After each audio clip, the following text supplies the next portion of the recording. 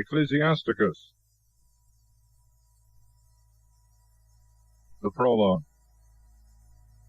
The knowledge of many and great things hath been shown us by the law and the prophets, and others that have followed them, for which things Israel is to be commended for doctrine and wisdom, because not only they that speak must needs be skillful, but strangers also, both speaking and writing, may by their means become most learned. My grandfather Jesus, after he had much given himself to a diligent reading of the law and the prophets, and other books that were delivered to us from our fathers, had a mind also to write something himself pertaining to doctrine and wisdom, that such as are desirous to learn, and are made knowing in these things, may be more and more attentive in mind, and be strengthened to live according to the law. I entreat you, therefore, to come with benevolence, and to read with attention, and to pardon us for those things wherein we may seem, while we follow the image of wisdom, to come short in the composition of words. For the Hebrew words have not the same force in them when translated into another tongue. And not only these, but the law also itself, and the prophets, and the rest of the books, have no small difference when they are spoken in their own language. For in the 38th year, coming into Egypt, when Ptolemy Evergetes was king, and continuing there a long time, I found there books left of no small nor contemptible learning. Therefore I thought it good and necessary for me to bestow some diligence and labor to interpret this book, and with much watching and study in some space of time, I brought the book to an end, and set it forth for the service of them that are willing to apply their mind, and to learn how they ought to conduct themselves, who propose to lead their life according to the law of the Lord. Chapter 1.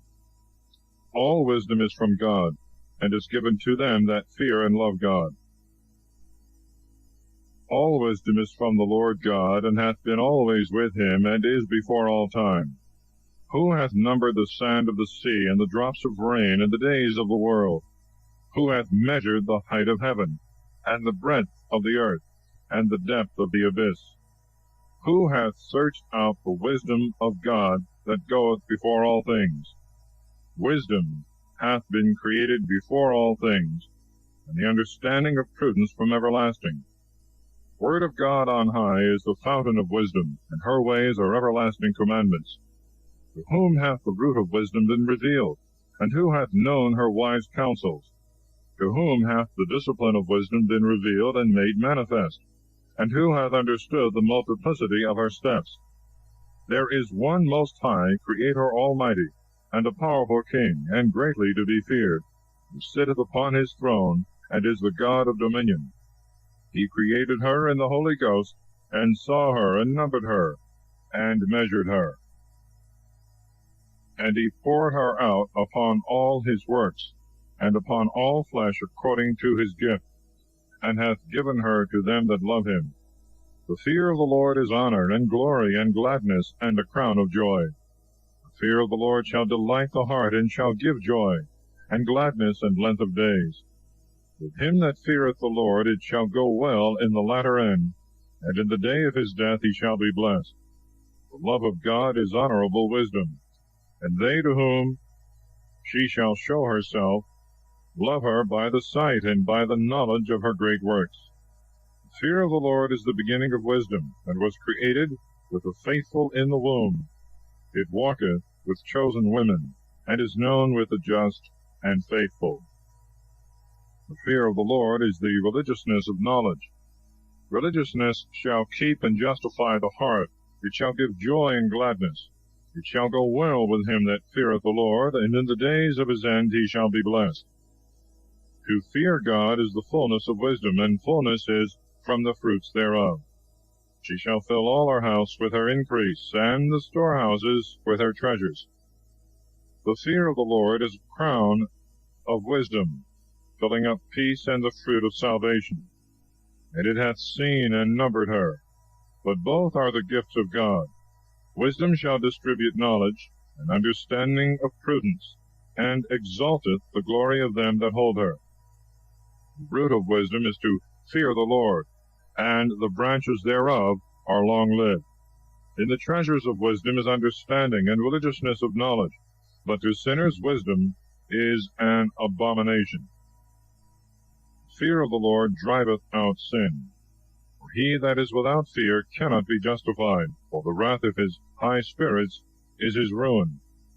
A patient man shall bear for a time, and afterwards joy shall be restored to him. A good understanding will hide his words for a time, and the lips of many shall declare his wisdom.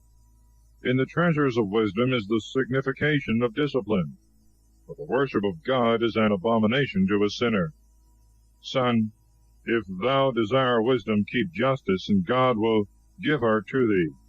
For the fear of the Lord is wisdom and discipline, and that which is agreeable to him is faith and meekness, and he will fill up his treasures. Be not incredulous to the fear of the Lord, and come not to him with a double heart. Be not a hypocrite in the sight of men, and let not thy lips be a stumbling block to thee. Watch over them, lest thou fall, and bring dishonor upon thy soul, and God discover thy secrets, and cast thee down in the midst of the congregation. Because thou camest to the Lord wickedly, and thy heart is full of guile and deceit. Chapter 2. God's servants must look for temptations, and must arm themselves with patience and confidence in God. Son, when thou comest to the service of God, stand in justice and in fear, and prepare thy soul for temptation. Humble thy heart and endure. Incline thy ear and receive the words of understanding, and make not haste in the time of clouds. Wait on God with patience. Join thyself to God and endure, that thy life may be increased in the latter end. Take all that shall be brought upon thee, and in thy sorrow endure, and in thy humiliation keep patience. For gold and silver are tried in the fire, but acceptable men in the furnace of humiliation. Believe God, and he will recover thee. And direct thy way, and trust in him. Keep his fear, and grow old therein. Ye that fear the Lord, wait for his mercy, and go not aside from him, lest ye fall. Ye that fear the Lord, believe him, and your reward shall not be made void. Ye that fear the Lord, hope in him, and mercy shall come to you for your delight. Ye that fear the Lord, love him, and your hearts shall be enlightened. My children, behold the generations of men, and know ye that no one hath hoped in the Lord, and hath been confounded. For who hath continued in his commandment, and hath been forsaken? Or who hath called upon him, and he despised him? For God is compassionate and merciful, and will forgive sins in the day of tribulation, and he is a protector to all that seek him in truth. Woe to them that are of a double heart, and to wicked lips, and to the hands that do evil, and to the sinner that goeth on the earth 2 ways.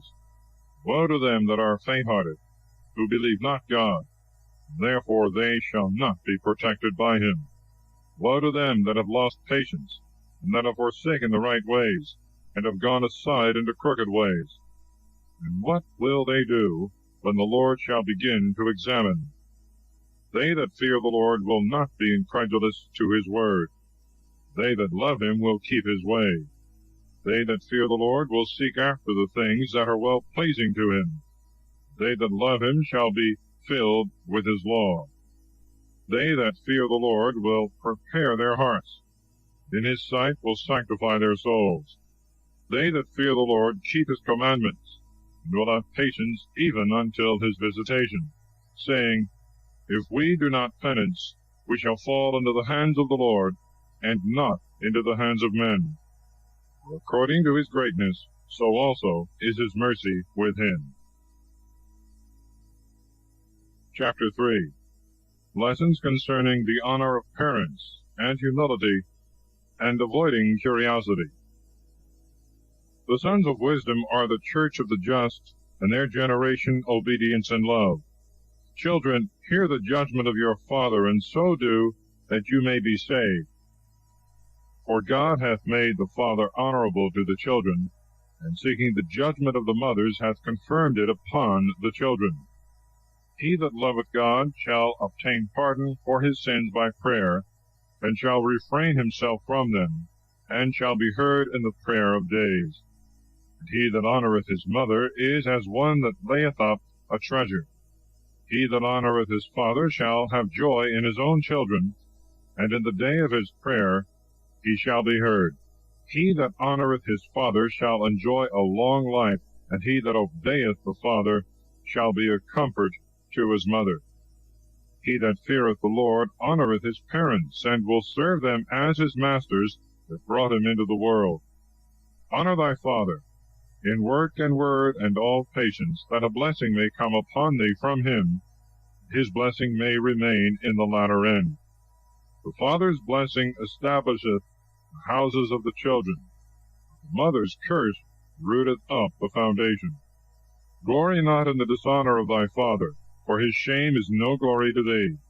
For the glory of a man is from the honour of his father. The father without honour is the disgrace of the son. Son, support the old age of thy father, and grieve him not in his life. And if his understanding fail, have patience with him, and despise him not, when thou art in thy strength. For the relieving of the father shall not be forgotten. For good shall be repaid to thee for the sin of thy mother, and in justice thou shalt be built up. In the day of affliction thou shalt be remembered, and thy sins shall melt away as the ice in the fair warm weather. Of what an evil fame is he that forsaketh his father, and he is cursed of God that angereth his mother. My son, do thy works in meekness, and thou shalt be beloved above the glory of men. The greater thou art, the more humble thyself in all things, and thou shalt find grace before God. For great is the power of God alone, and he is honored by the humble. Seek not the things that are too high for thee, and search not into things above thy ability. The things that God hath commanded thee, think on them always, and in many of his works be not curious. For it is not necessary for thee to see with thy eyes those things that are hid. In unnecessary matters be not over curious, and in many of his works thou shalt not be inquisitive. For many things are shown to thee above the understanding of men, and the suspicion of them hath deceived many, and hath detained their minds in vanity.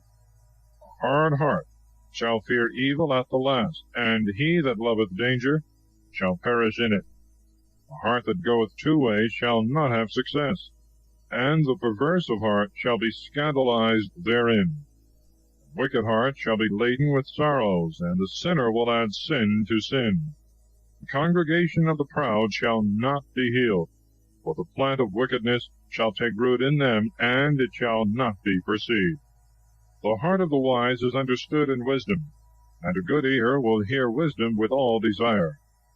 The wise heart, and which hath understanding, will abstain from sins, and in the works of justice shall have success. Water quencheth a flaming fire, and alms resisteth sins. God provideth for him that showeth favour. He remembereth him afterwards, and in the time of his fall he shall find a sure stay. Chapter 4. An exhortation to works of mercy and to the love of wisdom. Son, defraud not the poor of alms, and turn not away thy eyes from the poor. Despise not the hungry soul, and provoke not the poor in his want. Afflict not the heart of the needy, and defer not to give to him that is in distress. Reject not the petition of the afflicted, and turn not away thy face from the needy. Turn not away thy eyes from the poor for fear of anger, and leave not to them that ask of thee to curse thee behind thy back. For the prayer of him that curseth thee in the bitterness of his soul shall be heard, for he that made him will hear him. Make thyself affable to the congregation of the poor, and humble thy soul to the ancient. Bow thy head to a great man. Bow down thy ear cheerfully to the poor, and pay what thou owest, and answer him peaceable words with mildness. Deliver him that suffereth wrong out of the hand of the proud, and be not faint-hearted in thy soul. In judging be merciful to the fatherless as a father, and as a husband to their mother. Thou shalt be as the obedient son of the Most High, and he will have mercy on thee more than a mother. Wisdom inspireth life into her children, and protecteth them that seek after her, and will go before them in the way of justice. He that loveth her loveth life. They that watch for her shall embrace her sweetness. They that hold her fast shall inherit life, and whithersoever she entereth God will give a blessing. They that serve her shall be servants to the Holy One, and God loveth them that love her. He that hearkeneth to her shall judge nations, and he that looketh upon her shall remain secure. If he trusts to her, he shall inherit her, and his generation shall be in assurance. For she walketh with him in temptation, and at the first she chooseth him. She will bring upon him fear and dread and trial, and she will scourge him with the affliction of her discipline, till she try him by her laws, and trust his soul. Then she will strengthen him, and make a straight way to him, and give him joy, and will disclose her secrets to him, and will heap upon him treasures of knowledge and understanding of justice. But if he go astray, she will forsake him, and deliver him into the hands of his enemy. Son, observe the time, and fly from evil, for thy soul is not ashamed to say the truth. For there is a shame that bringeth sin, and there is a shame that bringeth glory and grace. Accept no person against thy own person, nor against thy soul a lie. Reverence not thy neighbor in his fall, and refrain not to speak in the time of salvation. Hide not thy wisdom in her beauty. For by the tongue wisdom is discerned, and understanding, and knowledge, and learning by the word of the wise, and steadfastness in the works of justice. In no wise speak against the truth, but be ashamed of the lie of thy ignorance. Be not ashamed to confess thy sins, but submit not thyself to every man for sin. Resist not against the face of the mighty, and do not strive against the stream of the river. Strive for justice for thy soul, and even unto death fight for justice, and God will overthrow thy enemies for thee. Be not hasty in thy tongue, and slack and remiss in thy works. Be not as a lion in thy house, terrifying them of thy household, and oppressing them that are under thee. Let not thy hand be stretched out to receive, and shut when thou shouldst give. Chapter 5. We must not presume of our wealth or strength, nor of the mercy of God, to go on in sin. We must be steadfast in virtue and truth. Set not thy heart upon unjust possessions, and say not, I have enough to live on, for it shall be of no service in the time of vengeance and darkness. Follow not in thy strength the desires of thy heart, and say not, how mighty am I, and who shall bring me under for my deeds? For God will surely take revenge. Say not, I have sinned, and what harm hath befallen me? For the Most High is a patient rewarder. Be not without fear about sin forgiven, and add not sin upon sin. And say not, the mercy of the Lord is great, he will have mercy on the multitude of my sins. For mercy and wrath quickly come from him, and his wrath looketh upon sinners.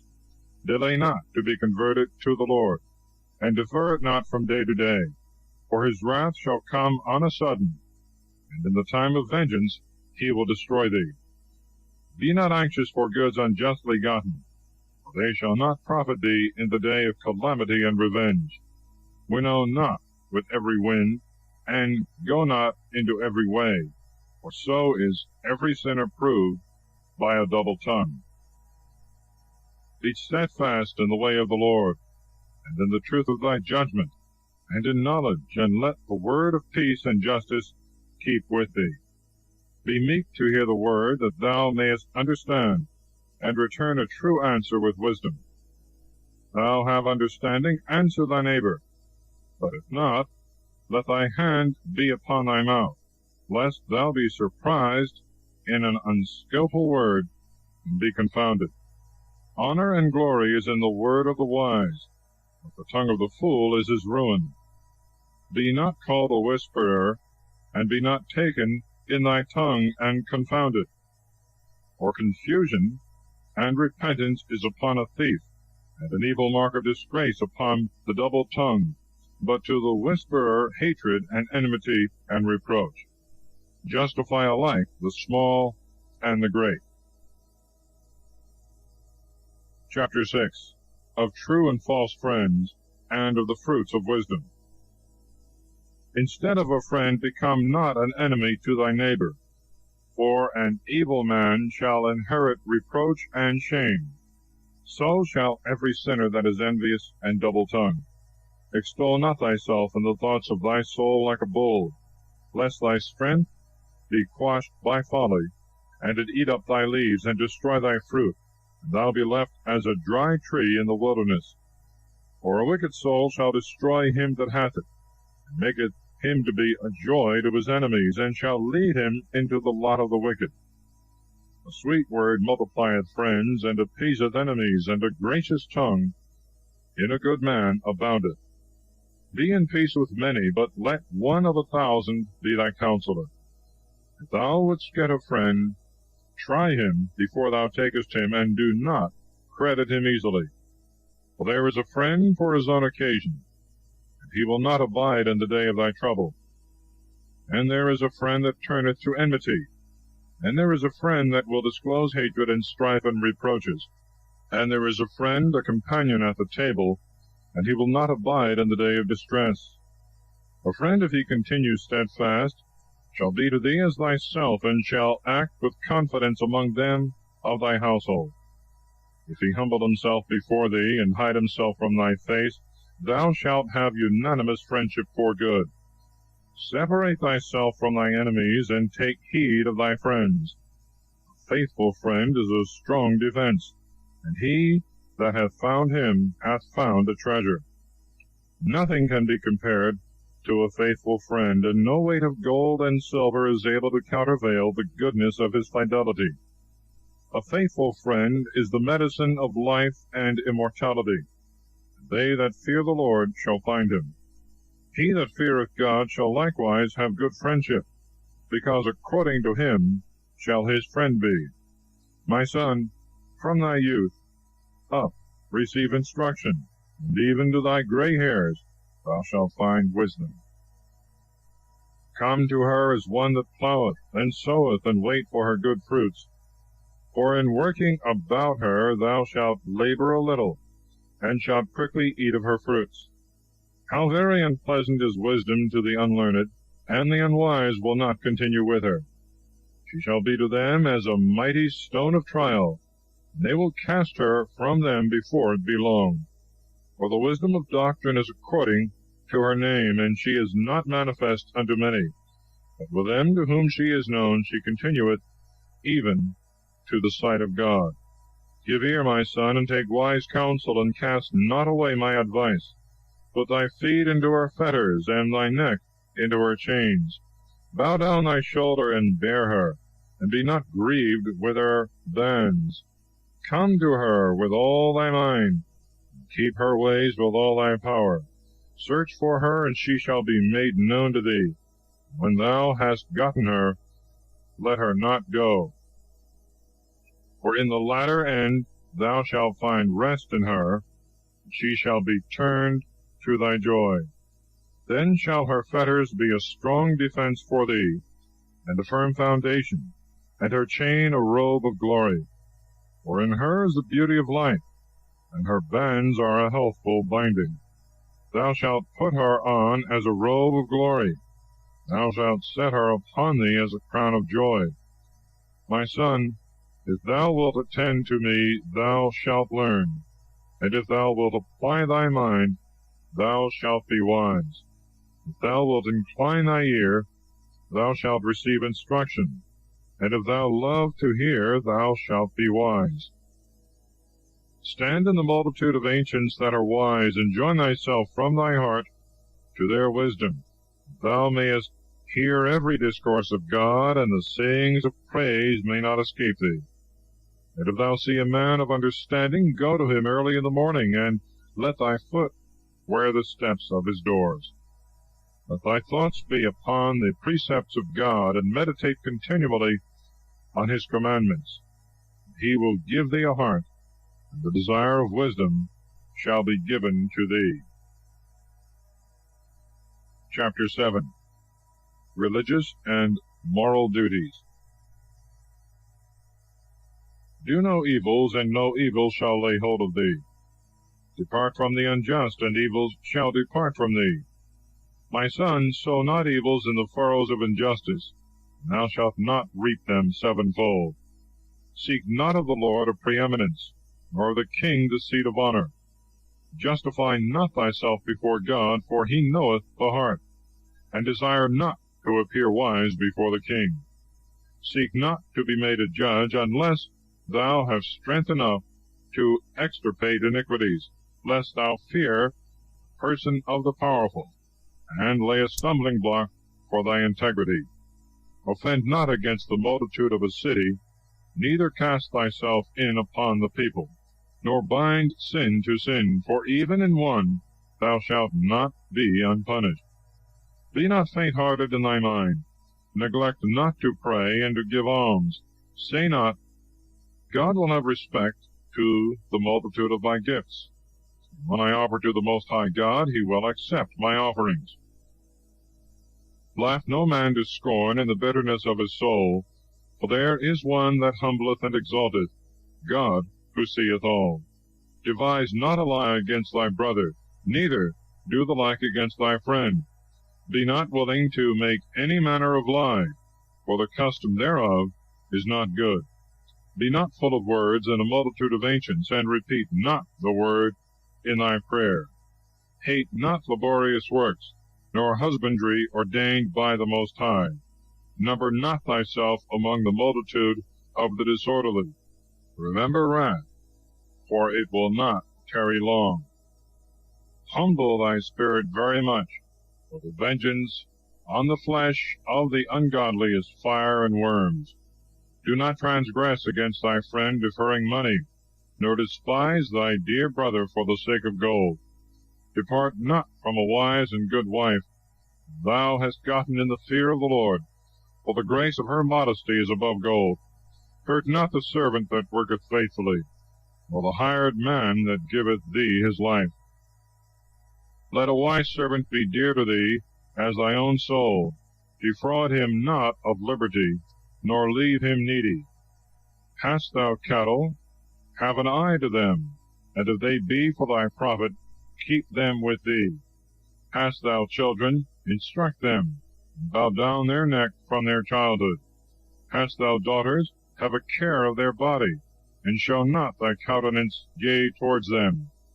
Marry thy daughter well, and thou shalt do a great work, and give her to a wise man. If thou hast a wife according to thy soul, cast her not off, and to her that is hateful trust not thyself. With thy whole heart honor thy father, and forget not the groanings of thy mother. Remember that thou hadst not been born but through them, and make a return to them as they have done for thee. With all thy soul fear the Lord, and reverence his priests. With all thy strength love him that made thee, and forsake not his ministers. Honor God with all thy soul, and give honor to the priests, and purify thyself with thy arms. Give them their portion, as it is commanded thee, of the first fruits and of purifications. And for thy negligences purify thyself with a few. Offer to the Lord the gift of thy shoulders, the sacrifice of sanctification, and the first fruits of the holy things. And stretch out thy hand to the poor, that thy expiation and thy blessing may be perfected. A gift hath grace in the sight of all the living, and restrain not grace from the dead. Be not wanting in comforting them that weep, walk with them that mourn. Be not slow to visit the sick, for by these things thou shalt be confirmed in love. In all thy works remember thy last end, and thou shalt never sin. Chapter 8. Other lessons of wisdom and virtue. Strive not with a powerful man, lest thou fall into his hands. Contend not with a rich man, lest he bring an action against thee. For gold and silver hath destroyed many, and hath reached even to the heart of kings, and perverted them. Strive not with a man that is full of tongue, and heap not wood upon his fire. Communicate not with an ignorant man, lest he speak ill of thy family. Despise not a man that turneth away from sin, nor reproach him therewith. Remember that we are all worthy of reproof. Despise not a man in his old age, for we also shall become old. Rejoice not at the death of thy enemy, knowing that we all die, and are not willing that others should rejoice at our death. Despise not the discourse of them that are ancient and wise, but acquaint thyself with their proverbs. For of them thou shalt learn wisdom, and instruction of understanding, and to serve great men without blame. Let not the discourse of the ancients escape thee, for they have learned of their fathers. For of them thou shalt learn understanding, and to give an answer in time of need. Kindle not the coals of sinners by rebuking them, lest thou be burnt with the flame of the fire of their sins. Stand not against the face of an injurious person, lest he sit as a spy to entrap thee in thy words. Lend not to a man that is mightier than thyself, and if thou lendest, count it as lost. Be not surety above thy power, and if thou be surety, think as if thou wert to pay it. Judge not against a judge, for he judgeth according to that which is just. Go not on the way with a bold man, lest he burden thee with his own evils, for he goeth according to his own will, and thou shalt perish together with his folly. Quarrel not with a passionate man, and go not into the desert with a bold man, for blood is as nothing in his sight, and where there is no help he will overthrow thee. Advise not with fools, for they cannot love but such things as please them. For a stranger do no matter of counsel, for thou knowest not what he will bring forth. Open not thy heart to every man, lest he repay thee with an evil turn, and speak reproachfully to thee. Chapter 9. Cautions with regard to women, and dangerous conversations. Be not jealous over the wife of thy bosom, lest she show in thy regard the malice of a wicked lesson. Give not the power of thy soul to a woman, lest she enter upon thy strength, and thou be confounded. Look not upon a woman that hath a mind for many, lest thou fall into her snares. Use not much the company of her that is a dancer, and hearken not to her, lest thou perish by the force of her charms. Gaze not upon a maiden, lest her beauty be a stumbling block to thee. Give not thy soul to harlots in any point, lest thou destroy thyself and thy inheritance.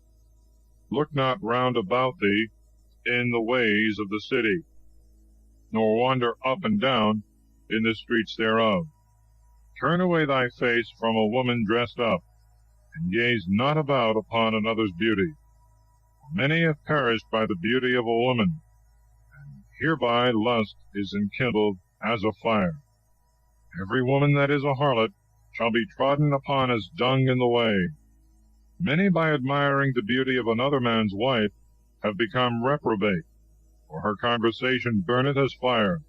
Sit not at all with another man's wife, nor repose upon the bed with her, and strive not with her over wine, lest thy heart decline towards her, by thy blood thou fall into destruction. Forsake not an old friend, for the new will not be like to him. A new friend is as new wine. It shall grow old, and thou shalt drink it with pleasure. Envy not the glory and riches of a sinner, for thou knowest not what his ruin shall be. Be not pleased with the wrong done by the unjust, knowing that even to hell the wicked shall not please. Keep thee far from the man that hath power to kill, so that thou shalt not suspect the fear of death. And if thou come to him, commit no fault, lest he take away thy life. Know it to be of communication with death. Thou art going in the midst of snares, and walking upon the arms of them that are grieved. According to thy power beware of thy neighbor, and treat with the wise and prudent. Let just men be thy guests, and let thy glory be in the fear of God. And let the thought of God be in thy mind, and all thy discourse on the commandments of the highest. Works shall be praised for the hand of the artificers, and the prince of the people for the wisdom of his speech, but the word of the ancients for the sense. A man full of tongue is terrible in his city. He that is rash in his word shall be hateful. Chapter 10. The virtues and vices of men in power, the great evil of pride. A wise judge shall judge his people, and the government of a prudent man shall be steady. As the judge of the people is himself, so also are his ministers, and what manner of man the ruler of a city is, such also are they that dwell therein. An unwise king shall be the ruin of his people, and cities shall be inhabited through the prudence of the rulers. The power of the earth is in the hand of God, and in his time he will raise up a profitable ruler over it. Prosperity of man is in the hand of God, and upon the person of the scribe he shall lay his honor. Remember not any injury done thee by thy neighbor, and do thou nothing by deeds of injury. Pride is hateful before God and men, and all iniquity of nations is execrable. A kingdom is translated from one people to another because of injustices, and wrongs and injuries, and divers deceits. But nothing is more wicked than the covetous man. Why is earth and ashes proud? There is not a more wicked thing than to love money. Such a one setteth even his own soul to sale, because, while he liveth, he hath cast away his bowels. All power is of short life. A long sickness is troublesome to the physician. The physician cutteth off a short sickness. So also the king is today, and tomorrow he shall die. Or when a man shall die, he shall inherit serpents, and beasts, and worms. The beginning of the pride of man is to fall off from God, because his heart is departed from him that made him. For pride is the beginning of all sin. He that holdeth it shall be filled with maledictions, and it shall ruin him in the end. Therefore hath the Lord disgraced the assemblies of the wicked, and hath utterly destroyed them. God hath overturned the thrones of proud princes, and hath set up the meek in their stead. God hath made the roots of proud nations to wither, and hath planted the humble of these nations. The Lord hath overthrown the lands of the Gentiles, and hath destroyed them even to the foundation. He hath made some of them to wither away, and hath destroyed them, and hath made the memory of them to cease from the earth. God hath abolished the memory of the proud, and hath preserved the memory of them that are humble in mind. Pride was not made for men, nor wrath for the race of women.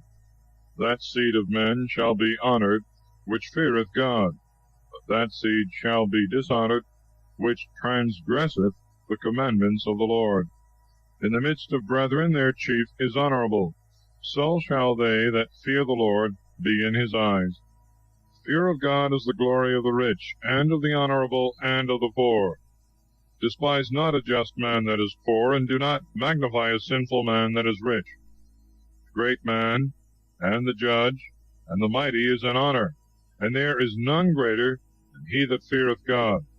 They that are free shall serve a servant that is wise, and a man that is prudent and well instructed will not murmur when he is reproved.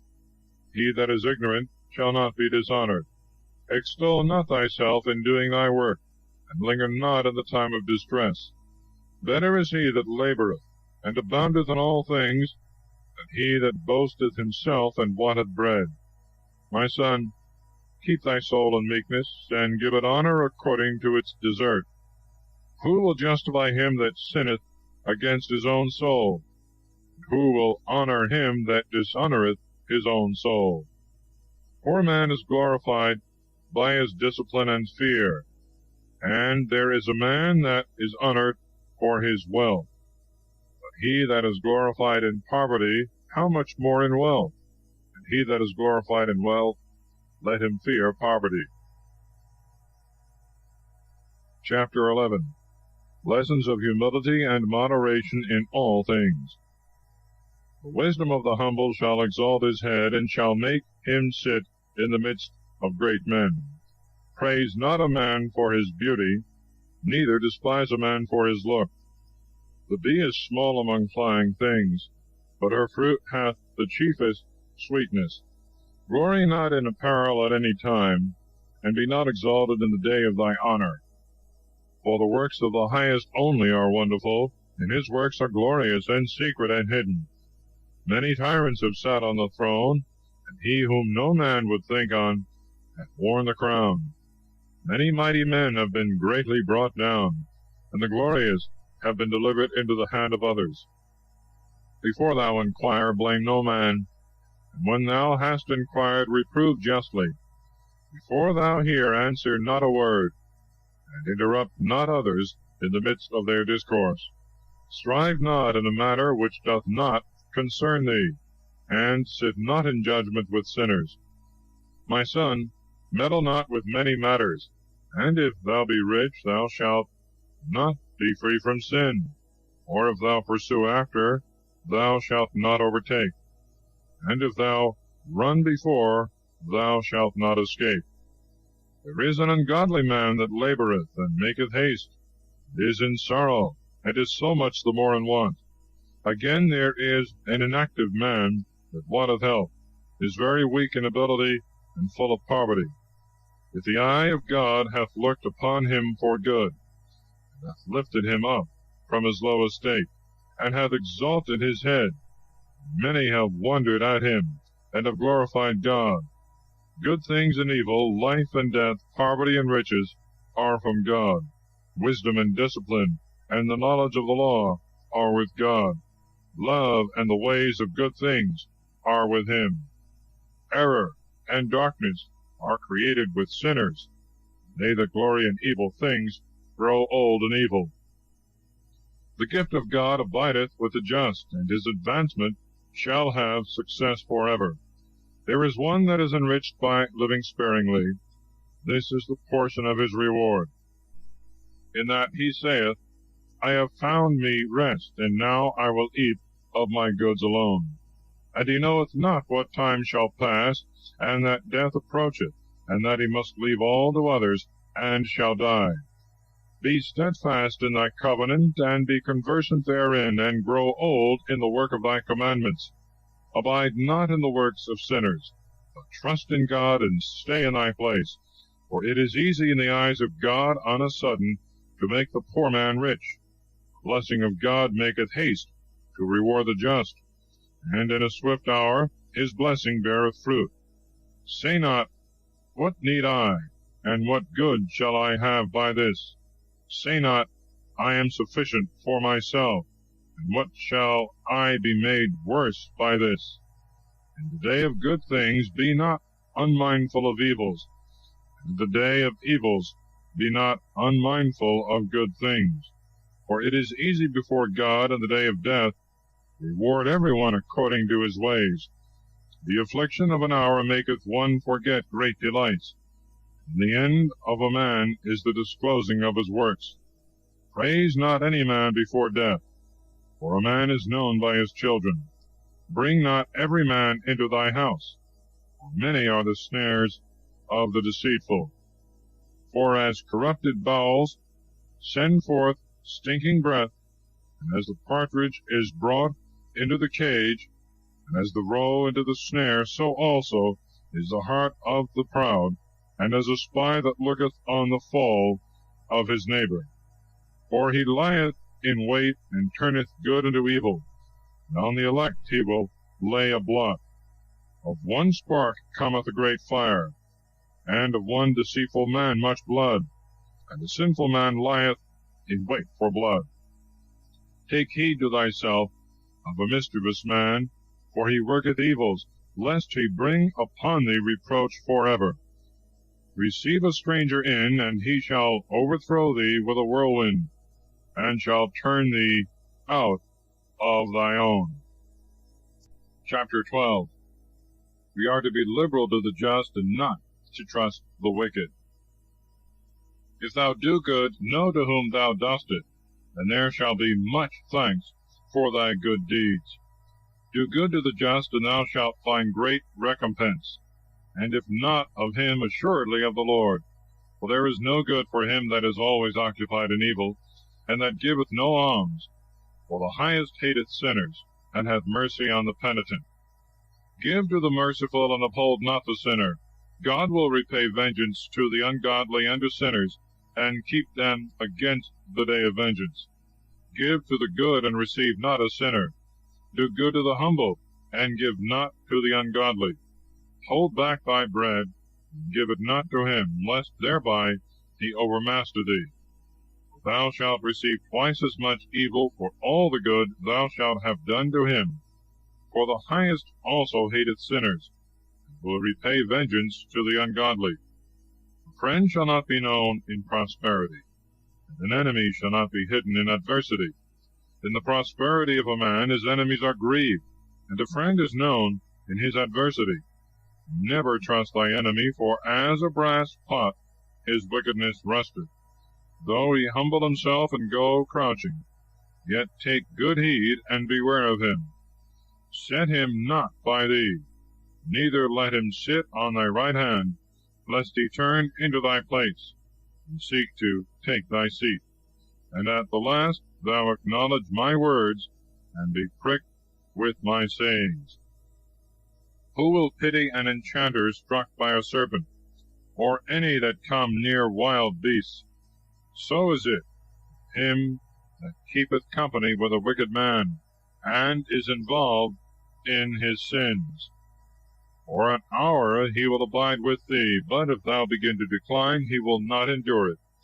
An enemy speaketh sweetly with his lips, but in his heart he lieth in wait, to throw thee into a pit.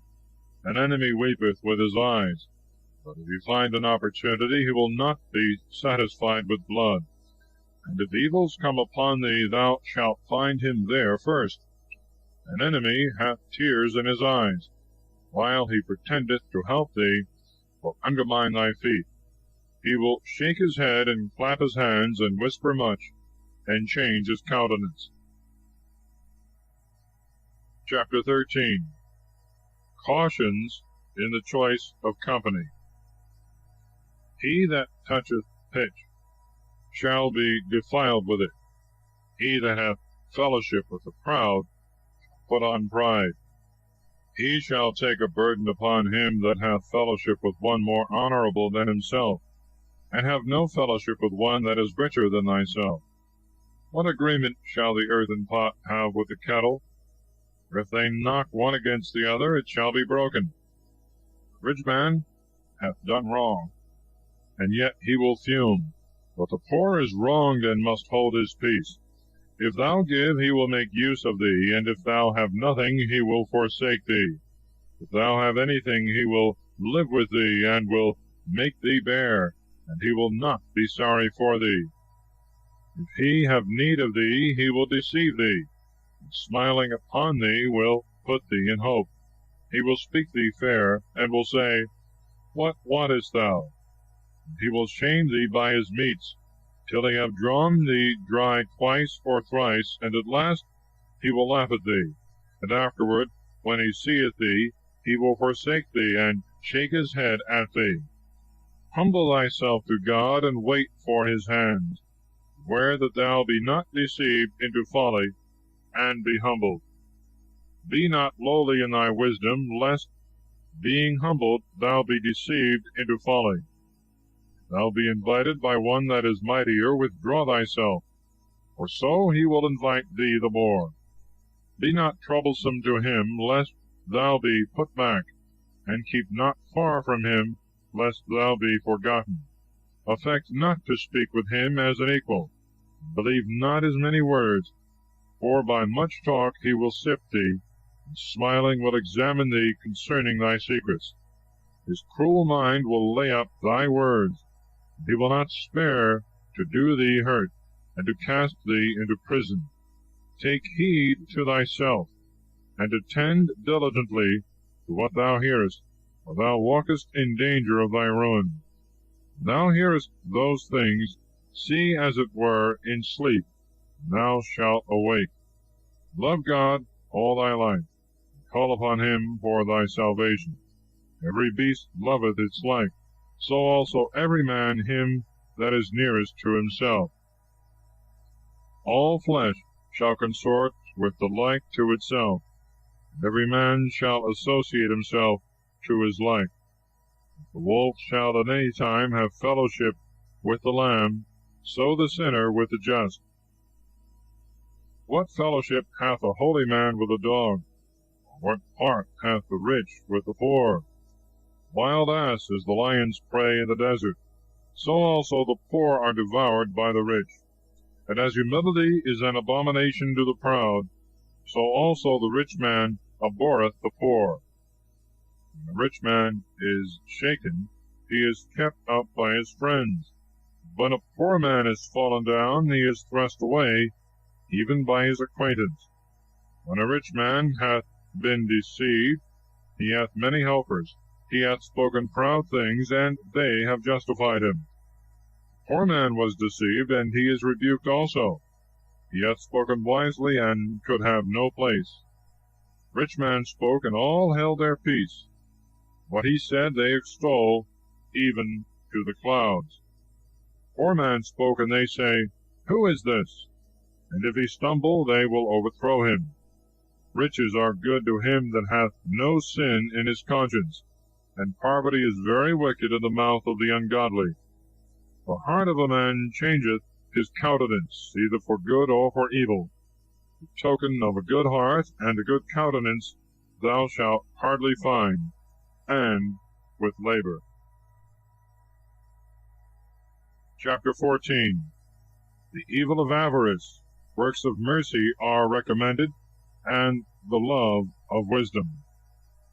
Blessed is the man that hath not slipped by a word out of his mouth, and is not pricked with the remorse of sin. Happy is he that hath had no sadness of his mind, and it was not fallen from his hope. Riches are not comely for a covetous man, and a niggard. And what should an envious man do with gold? He that gathereth together by wronging his own soul, gathereth for others, and another will squander away his goods in rioting. He that is evil to himself, to whom will he be good? He shall not take pleasure in his goods. There is none worse than he that envieth himself, and this is the reward of his wickedness. And if he do good, he doth it ignorantly and unwillingly, and at the last he discovereth his wickedness. The eye of the envious is wicked, and he turneth away his face, and despiseth his own soul. The eye of the covetous man is insatiable in his portion of iniquity. He will not be satisfied till he consume his own soul, drying it up. An evil eye is towards evil things, and he shall not have his fill of bread, but shall be needy and pensive at his own table. My son, if thou have anything, do good to thyself, and offer to God worthy offerings. Remember that death is not slow, and that the covenant of hell hath been shown to thee. For the covenant of this world shall surely die. Do good to thy friend before thou die, and according to thy ability, stretching out thy hand, give to the poor. Defraud not thyself of the good day, and let not the part of a good gift overpass thee. Shalt thou not leave to others to divide by lot thy sorrows and labors? Give and take, and justify thy soul. Before thy death work justice, for in hell there is no finding food. All flesh shall fade as grass, and as the leaf that springeth out on a green tree. Some grow, and some fall off. So is the generation of flesh and blood. One cometh to an end, and another is born. Every work that is corruptible shall fail in the end. The worker thereof shall go with it. And every excellent work shall be justified, and the worker thereof shall be honored therein. Blessed is the man that shall continue in wisdom, and that shall meditate in his justice, and in his mind shall think of the all-seeing eye of God. He that considereth her ways in his heart, and hath understanding in her secrets, who goeth after her as one that traceth, and stayeth in her ways, he who looketh in at her windows, and hearkeneth at her door, he that lodgeth near her house, fastening a pin in her walls, shall set up his tent nigh unto her, where good things shall rest in his lodging forever. He shall set his children under her shelter, and shall lodge under her branches. He shall be protected under her covering from the heat, and shall rest in her glory. Chapter 15. Wisdom embraceth them that fear God. God is not the author of sin. He that feareth God will do good, and he that possesseth justice shall lay hold on her. And she will meet him as an honorable mother, and will receive him as a wife married of a virgin. With the bread of life and understanding she shall feed him, and give him the water of wholesome wisdom to drink. And she shall be made strong in him, and he shall not be moved. She shall hold him fast, and he shall not be confounded. And she shall exalt him among his neighbors. And in the midst of the church she shall open his mouth, and shall fill him with the spirit of wisdom and understanding, and shall clothe him with a robe of glory. She shall heap upon him a treasure of joy and gladness, and shall cause him to inherit an everlasting name. But foolish men shall not obtain her, and wise men shall meet her. Foolish men shall not see her, for she is far from pride and deceit. Lying men shall not be mindful of her. Men that speak truth shall be found with her, and shall advance even till they come to the sight of God. Praise is not seemly in the mouth of a sinner, for wisdom came forth from God. Praise shall be with the wisdom of God, and shall abound in a faithful mouth. The sovereign Lord will give praise unto it.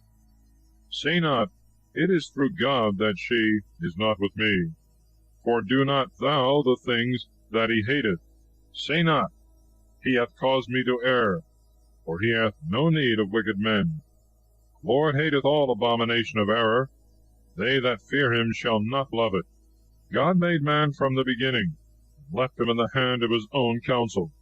He added his commandments and precepts.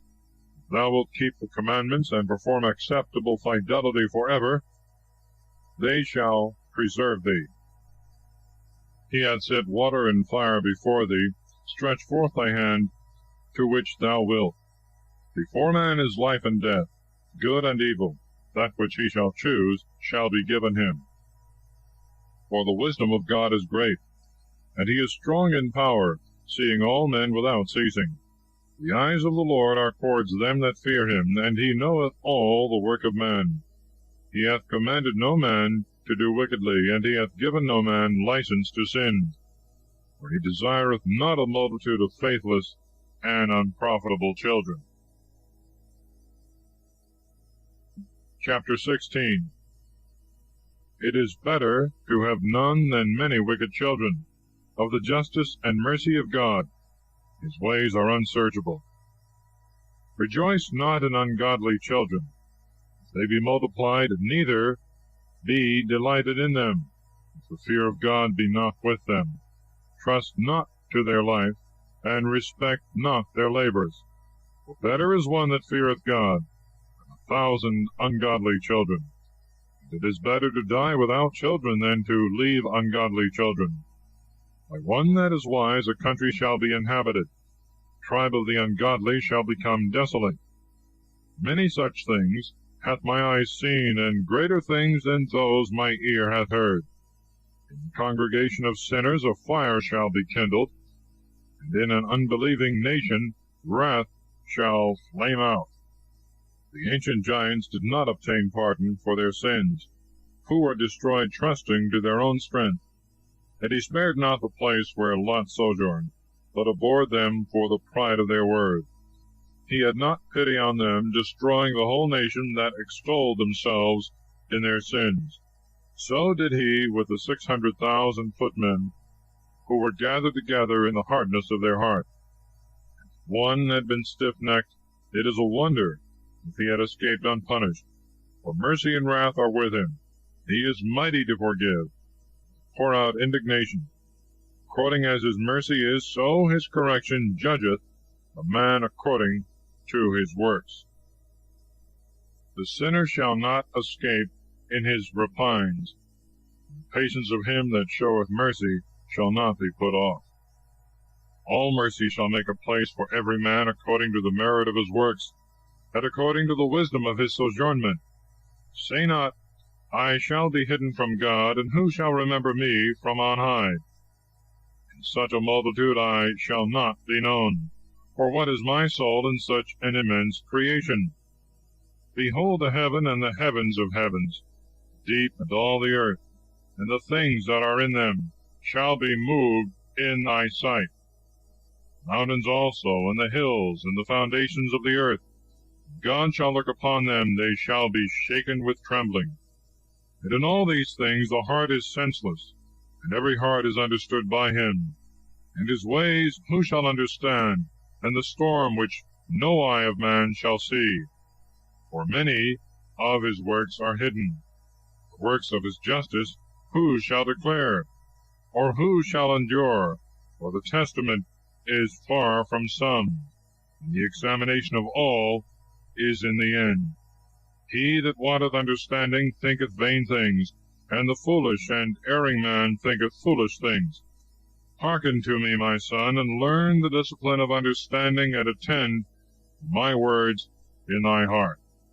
And I will show forth good doctrine in equity, and will seek to declare wisdom, and attend to my words in thy heart, whilst with equity of spirit I tell thee the virtues that God hath put upon his works from the beginning, and I show forth in truth his knowledge.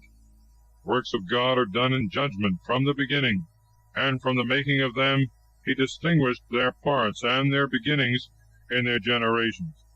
He beautified their works forever. They have neither hungered nor labored, they have not ceased from their works. Nor shall any of them straiten his neighbor at any time. Be not thou incredulous to his word. After this God looked upon the earth, and filled it with his goods. The soul of every living thing hath shone forth before the face thereof, and into it they return again. Chapter 17.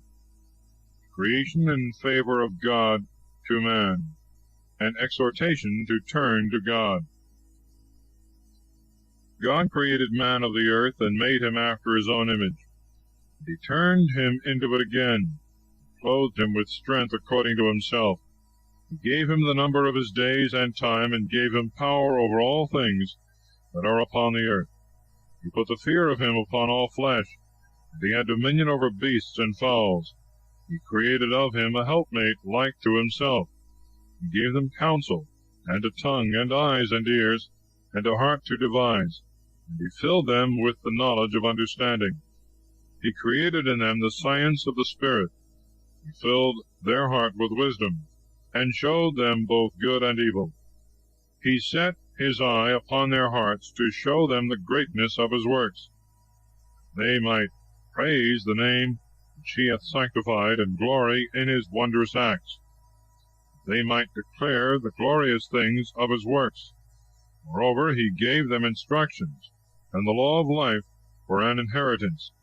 He made an everlasting covenant with them, and he showed them his justice and judgments. And their eyes saw the majesty of his glory, and their ears heard his glorious voice. And he said to them, Beware of all iniquity. And he gave to every one of them commandment concerning his neighbor. Their ways are always before him. They are not hidden from his eyes. Over every nation he set a ruler, and Israel was made the manifest portion of God. And all their works are as the sun in the sight of God. And his eyes are continually upon their ways. Their covenants were not hid by their iniquity, and all their iniquities are in the sight of God. The alms of a man is as a signet with him, and shall preserve the grace of a man as the apple of the eye. And afterward he shall rise up, and shall render them their reward, to every one upon their own head, and shall turn them down into the bowels of the earth. But to the penitent he hath given the way of justice, and he hath strengthened them that were fainting in patience, and hath appointed to them the lot of truth. Turn to the Lord, and forsake thy sins. Make thy prayer before the face of the Lord, and offend less. Return to the Lord, and turn away from thy injustice. Greatly hate abomination. Know the justices and judgments of God, and stand firm in the lot set before thee, and in prayer to the Most High God. Go to the side of the holy age with them that live, and give praise to God. Tarry not in the error of the ungodly. Give glory before death. Praise perisheth from the dead as nothing. Give thanks whilst thou art living. Whilst thou art alive and in health, thou shalt give thanks, and shalt praise God, and shalt glory in his mercies. How great is the mercy of God, and his forgiveness to them that turn to him! For all things cannot be in men, because the Son of Man is not immortal. They are delighted with the vanity of evil. What is brighter than the sun? Yet it shall be eclipsed. Or what is more wicked than that which flesh and blood hath invented? This shall be reproved. He beholdeth the power of the height of heaven, and all men are earth and ashes. Chapter 18. God's works are wonderful. We must serve him, and not our lusts. He that liveth for ever created all things together. God only shall be justified, and he remaineth an invincible king for ever. Who is able to declare his works? Or who shall search out his glorious acts? And who shall show forth the power of his majesty? Or who shall be able to declare his mercy? Nothing may be taken away, nor added.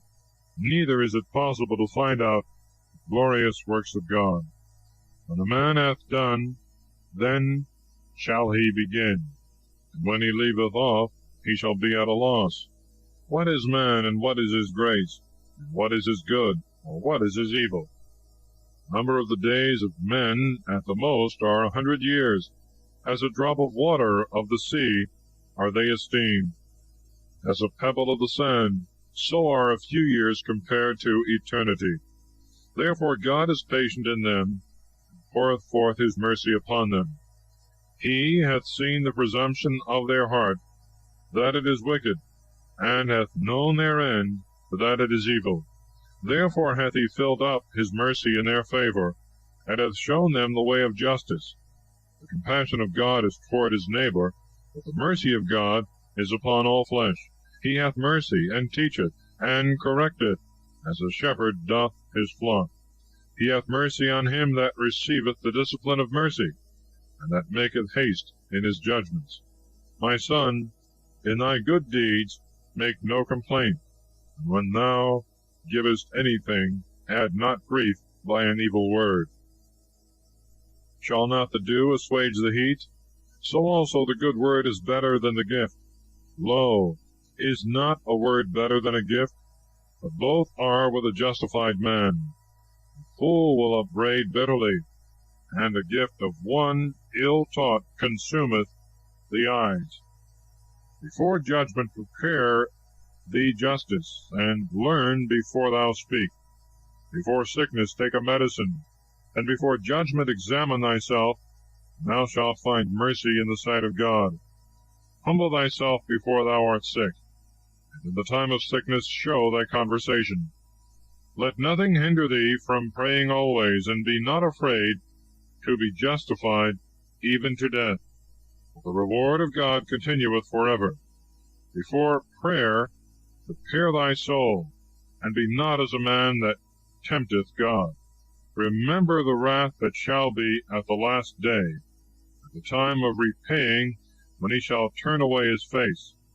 Remember poverty in the time of abundance, and the necessities of poverty in the day of riches. From the morning until the evening, time shall be changed, and all these are swift in the eyes of God. A wise man will fear in everything, and in the days of sins will beware of sloth. Every man of understanding knoweth wisdom, and will give praise to him that findeth her. They that were of good understanding in words have also done wisely themselves, and have understood truth and justice, and have poured forth proverbs and judgments. Go not after thy lusts, turn away from thy own will. If thou give to thy soul her desires, she will make thee a joy to thy enemies. Take no pleasure in riotous assemblies, be they ever so small, for their concertation is continual. Make not thyself poor by borrowing to contribute to feasts. Thou hast nothing in thy purse, for thou shalt be an enemy to thy own life. Chapter 19. Admonitions against sundry vices. A workman that is a drunkard shall not be rich, and he that contemneth small things shall fall by little and little. Wine and women make wise men fall off, and shall rebuke the prudent. And he that joineth himself to harlots will be wicked. Rottenness and worms shall inherit him, and he shall be lifted up for a greater example, and his soul shall be taken away out of the number. He that is hasty to give credit is light of heart, and shall be lessened. And he that sinneth against his own soul shall be despised. He that rejoiceth in iniquity shall be censured, and he that hateth chastisement shall have less life. And he that hateth babbling extinguisheth evil. He that sinneth against his own soul shall repent. He that is delighted with wickedness shall be condemned. Rehearse not again a wicked and harsh word, and thou shalt not fare the worse. Tell not thy mind to friend or foe, and if there be a sin with thee, disclose it not. He will hearken to thee, and will watch thee, and as it were, defending thy sin, he will hate thee, and so will he be with thee always. Hast thou heard a word against thy neighbor? Let it die within thee, trusting that it will not burst thee. The hearing of a word, the fool is in travail, as a woman groaning in the bringing forth a child. As an arrow that sticketh in a man's thigh, so is a word in the heart of a fool. Reprove a friend, lest he may not have understood, and say, I did it not, or if he did it, that he may do it no more. Reprove thy neighbor, for it may be he hath not said it, and if he hath said it, that he may not say it again. Admonish thy friend, for there is often a fault committed, and believe not every word. There is one that slippeth with the tongue, but not from his heart. For who is there that hath not offended with his tongue? Admonish thy neighbor before thou threaten him, and give place to the fear of the Most High. The fear of God is all wisdom. Therein is to fear God, and the disposition of the law is in all wisdom. But the learning of wickedness is not wisdom, and the device of sinners is not prudence. There is a subtle wickedness, and the same is detestable, and there is man that is foolish, wanting in wisdom. Better is a man that hath less wisdom, and wanteth understanding, with the fear of God, than he that aboundeth in understanding, and transgresseth the law of the Most High.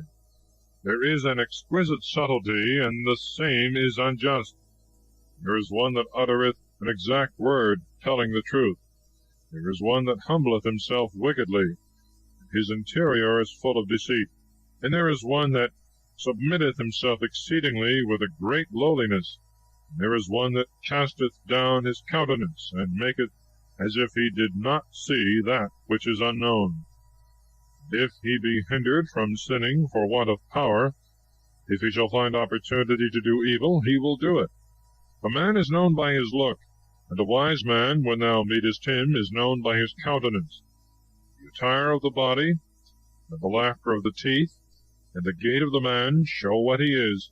There is a lying rebuke in the anger of an injurious man, and there is judgment that is not allowed to be good, and there is one that holdeth his peace.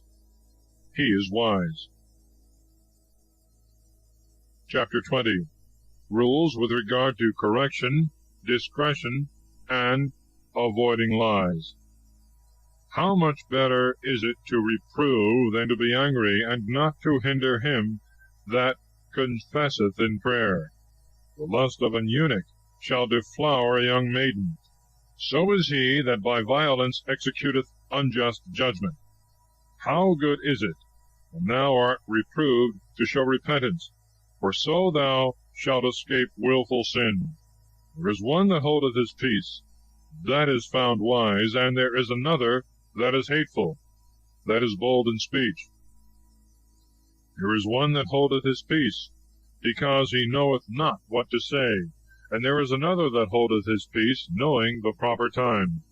A wise man will hold his peace till he see opportunity, but a babbler and a fool will regard no time. He that useth many words shall hurt his own soul, and he that taketh authority to himself unjustly shall be hated. There is success in evil things to a man without discipline, and there is a finding that turneth to loss. There is a gift that is not profitable, and there is a gift, the recompense of which is double. There is an abasement because of glory, and there is one that shall lift up his head from a low estate. There is that buyeth much for a small price, and restoreth the same sevenfold. A man wise in words shall make himself beloved. The graces of fools shall be poured out. The gift of the fool shall do thee no good, for his eyes are sevenfold. For he will give a few things, and upbraid much, and the opening of his mouth is the kindling of a fire. Today a man lendeth, and tomorrow he asketh it again. Such a man as this is hateful. The fool shall have no friend, and there shall be no thanks for his good deeds. They that eat his bread are of a false tongue. How often and how many will laugh him to scorn? For he doth not distribute with right understanding that which was to be had. In like manner also that which was not to be had. The slipping of a false tongue is as one that falleth on the pavement. So the fall of the wicked shall come speedily. A man without grace is as a vain fable, which shall be continually in the mouth of the unwise. A parable coming out of a fool's mouth shall be rejected, for he doth not speak it in due season. There is that is hindered from sinning through want, and in his rest he shall be pricked. There is that will destroy his own soul through shamefacedness, and by occasion of an unwise person he will destroy it, and by respect of person he will destroy himself. There is that for bashfulness promiseth to his friend, maketh him his enemy for nothing. A lie is a foul blot in a man, and yet it will be continually in the mouth of men without discipline. A thief is better than a man that is always lying, but both of them shall inherit destruction. The manners of lying men are without honor. Their confusion is with them without ceasing. A wise man shall advance himself with his words, and a prudent man shall please the great ones. He that tilleth his land shall make a high heap of corn, and he that worketh justice shall be exalted, and he that pleaseth great men shall escape iniquity. Presents and gifts blind the eyes of judges, and make them dumb in the mouth, so that they cannot correct. Wisdom that is hid, and treasure that is not seen, what profit is there in them both? Better is he that hideth his folly than the man that hideth his wisdom. Chapter 21. Cautions against sin in general, and some sins in particular. My son, hast thou sinned? Do so no more.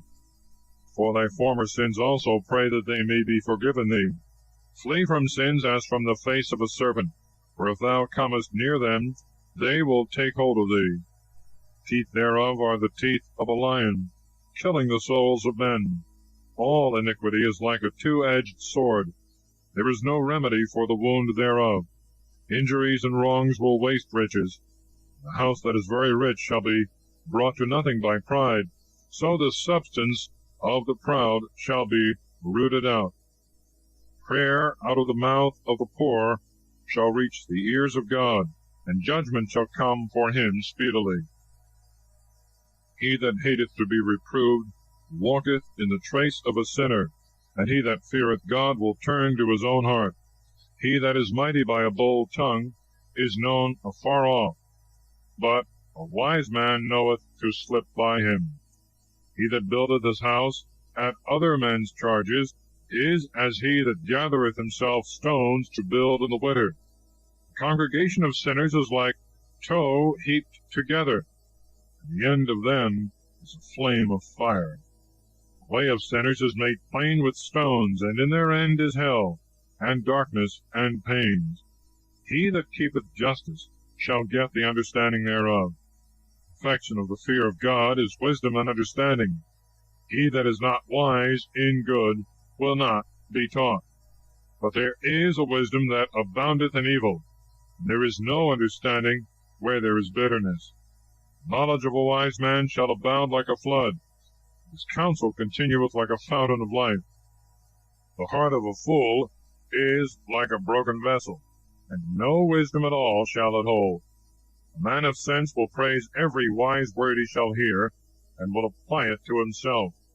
The luxurious man hath heard it, and it shall displease him, and he will cast it behind his back. Talking of a fool is like a burden in the way, but in the lips of the wise grace shall be found. The mouth of the prudent is sought after in the church, and they will think upon his words in their hearts. As a house that is destroyed, so is wisdom to a fool, and the knowledge of the unwise is as words without sense. Doctrine to a fool is as fetters on the feet, and like manacles on the right hand. A fool lifteth up his voice in laughter. A wise man will scarce laugh low to himself. Learning to the prudent is as an ornament of gold, like a bracelet upon his right arm. The foot of a fool is soon in his neighbor's house, and a man of experience will be abashed at the person of the mighty. The fool will peep through the window into the house, but he that is well taught will stand without.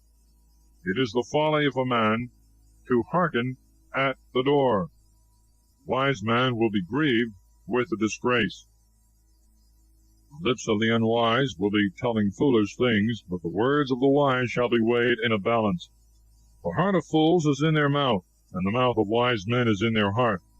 While the ungodly curseth the devil, he curseth his own soul. The talebearer shall defile his own soul, and shall be hated by all, and he that shall abide with him shall be hateful. The silent and wise man shall be honored. Chapter 22. The sluggard is pelted with a dirty stone, and all men will speak of his disgrace. The sluggard is pelted with the dung of oxen, and every one that toucheth him will shake his hands. A son ill taught is the confusion of the father, and a foolish daughter shall be to his loss. A wise daughter shall bring an inheritance to her husband, but she that confoundeth becometh a disgrace to her father.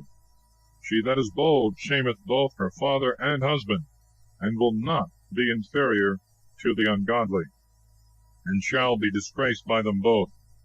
A tale out of time is like music in mourning, but the stripes and instruction of wisdom are never out of time. He that teacheth a fool is like one that glueth a potsherd together. He that telleth a word to him that heareth not is like one that waketh a man out of a deep sleep. He speaketh with one that is asleep, who uttereth wisdom to a fool. And in the end of the discourse he saith, Who is this? Weep for the dead, for his light hath failed. Weep for the fool, for his understanding faileth. Weep but a little for the dead, for he is at rest. For the wicked life of a wicked fool is worse than death. Mourning for the dead is 7 days, but for a fool and an ungodly man all the days of their life. Talk not much with a fool, and go not with him that hath no sense. Keep thyself from him, that thou mayest not have trouble, and thou shalt not be defiled with his sin. Turn away from him, and thou shalt find rest, and shalt not be wearied out with his folly. What is heavier than lead, and what other name hath he but fool? Sand and salt, and a mass of iron is easier to bear than a man without sense, that is both foolish and wicked. A frame of wood bound together in the foundation of a building shall not be loosed, so neither shall the heart that is established by advised counsel. The thought of him that is wise at all times shall not be depraved by fear. As pails set in high places, and plasterings made without cost, will not stand against the face of the wind, so also a fearful heart in the imagination of a fool shall not resist against the violence of fear. As a fearful heart in the thought of a fool at all times will not fear, so neither shall he that continueth always in the commandments of God. He that pricketh the eye bringeth out tears, and he that pricketh the heart bringeth forth resentment. He that flingeth a stone at birds shall drive them away, so he that upbraideth his friend breaketh friendship. Although thou hast drawn a sword at a friend, despair not, for there may be a returning. To a friend, if thou hast opened a sad mouth, fear not, for there may be a reconciliation, except upbraiding and reproach and pride and disclosing of secrets, or a treacherous wound, for in all these cases a friend will flee away. Keep fidelity with a friend in his poverty, that in his prosperity also thou mayest rejoice. In the time of his trouble continue faithful to him, that thou mayest also be heir with him in his inheritance. As the vapor of a chimney and the smoke of the fire goeth up before the fire, so also injurious words and reproaches and threats before blood. I will not be ashamed to salute a friend, neither will I hide myself from his face. And if any evil happen to me by him, I will bear it. But every one that shall hear it will beware of him. Who will set a guard before my mouth, and a sure seal upon my lips, that I fall not by them, and that my tongue destroy me not? Chapter 23. Prayer for grace to flee sin. Cautions against profane swearing and other vices. O Lord, Father and sovereign ruler of my life, leave me not to their counsel, nor suffer me to fall by them. Who will set scourges over my thoughts, and the discipline of wisdom over my heart, that they spare me not in their ignorances, and that their sins may not appear? Lest my ignorances increase, and my offenses be multiplied, and my sins abound, and I fall before my adversaries, and my enemy rejoice over me. O Lord, Father and God of my life, leave me not to their devices. Give me not haughtiness of my eyes, and turn away from me all coveting. Take from me the greediness of the belly, and let not the lusts of the flesh take hold of me, and give me not over to a shameless and foolish mind. Hear, O ye children, the discipline of the mouth, and he that will keep it shall not perish by his lips, nor be brought to fall into most wicked works. The sinner is caught in his own vanity. The proud and the evil speakers shall fall thereby. Let not thy mouth be accustomed to swearing, for in it there are many falls. And let not the naming of God be usual in thy mouth, and meddle not with the names of saints. Thou shalt not escape free from them. For as a slave daily put to the question is never without a blue mark, so every one that sweareth and nameth shall not be wholly pure from sin. A man that sweareth much shall be filled with iniquity, and a scourge shall not depart from his house. And if he make it void, his sin shall be upon him. And if he dissemble it, he offendeth double. And if he swear in vain, he shall not be justified, for his house shall be filled with his punishment. There is also another speech opposite to death. Let it not be found in the inheritance of Jacob. From the merciful all these things shall be taken away, and they shall not wallow in sins. Let not thy mouth be accustomed to indiscreet speech, for therein is the word of sin. Remember thy father and thy mother, for thou sittest in the midst of great men. Lest God forget thee in their sight, and thou by thy daily custom be infatuated and suffer reproach, and wish that thou hadst not been born, and curse the day of thy nativity. A man that is accustomed to opprobrious words will never be corrected all the days of his life. Two sorts of men multiply sins, and the third bringeth wrath and destruction. A hot soul is a burning fire, it will never be quenched till it devours something. And a man that is wicked in the mouth of his flesh will not leave off till he hath kindled a fire. To a man that is a fornicator all bread is sweet. He will not be weary of sinning unto the end. Every man that passeth beyond his own bed, despising his own soul, and saying, Who seeth me? Darkness compasseth me about, and the walls cover me, and no man seeth me. Whom do I fear? The Most High will not remember my sins. And he understandeth not that his eye seeth all things, for such a man's fear driveth from him the fear of God, and the eyes of men fearing him. And he knoweth not that the eyes of the Lord are far brighter than the sun, beholding round about all the ways of men, and the bottom of the deep, and looking into the hearts of men, into the most hidden parts. For all things were known to the Lord God before they were created, so also after they were perfected he beholdeth all things. This man shall be punished in the streets of the city, and he shall be chased as a colt, and where he suspected not he shall be taken, and he shall be in disgrace with all men, because he understood not the fear of the Lord. So every woman also that leaveth her husband, and bringeth in an heir by another. For first she hath been unfaithful to the law of the Most High, and secondly she hath offended against her husband. Thirdly she hath fornicated in adultery, and hath gotten her children of another man. This woman shall be brought into the assembly, and inquisition shall be made of her children. Her children shall not take root, and her branches shall bring forth no fruit.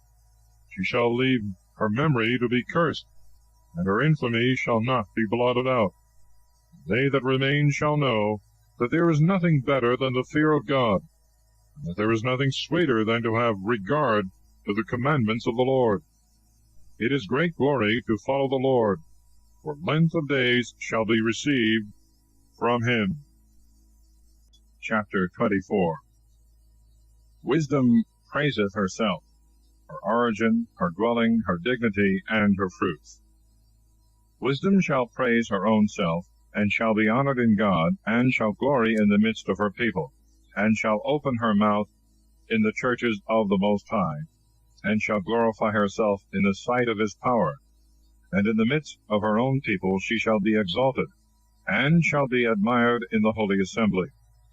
And in the multitude of the elect she shall have praise, and among the blessed she shall be blessed, saying, I came out of the mouth of the Most High, firstborn before all creatures.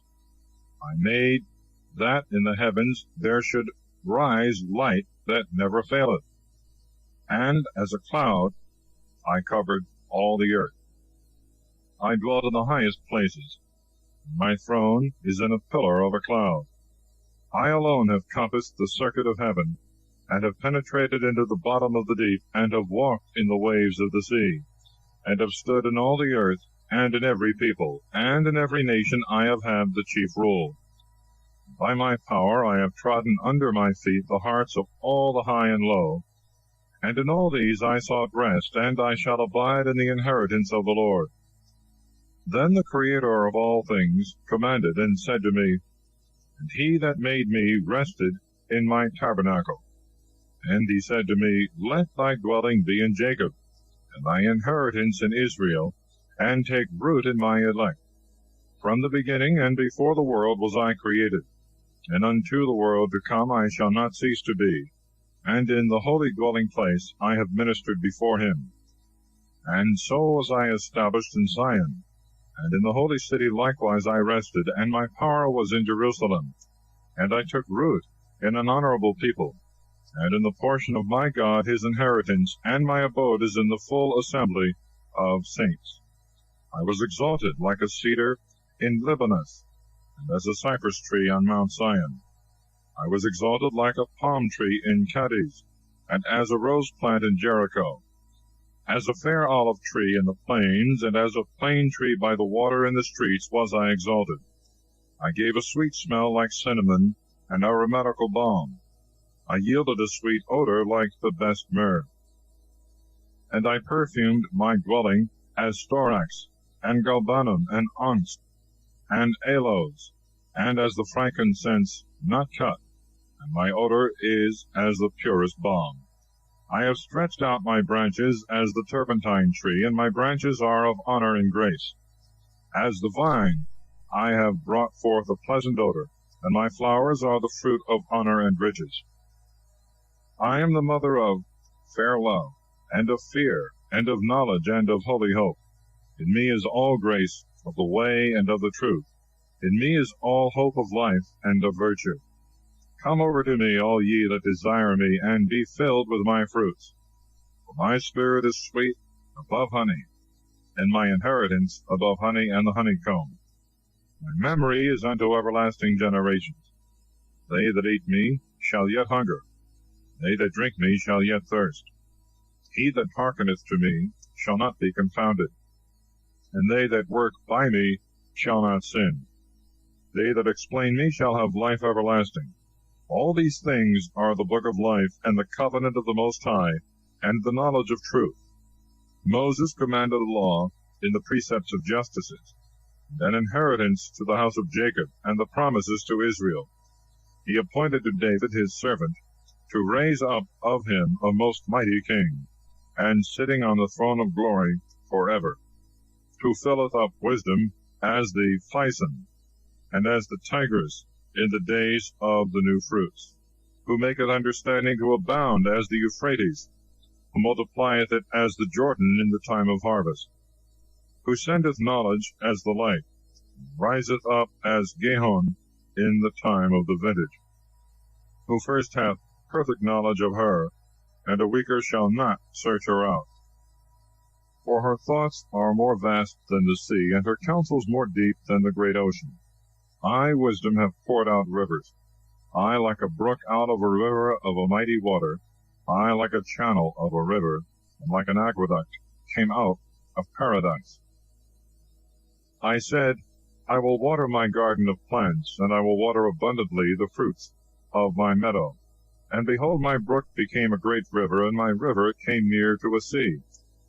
For I make doctrine to shine forth to all as the morning light, and I will declare it afar off.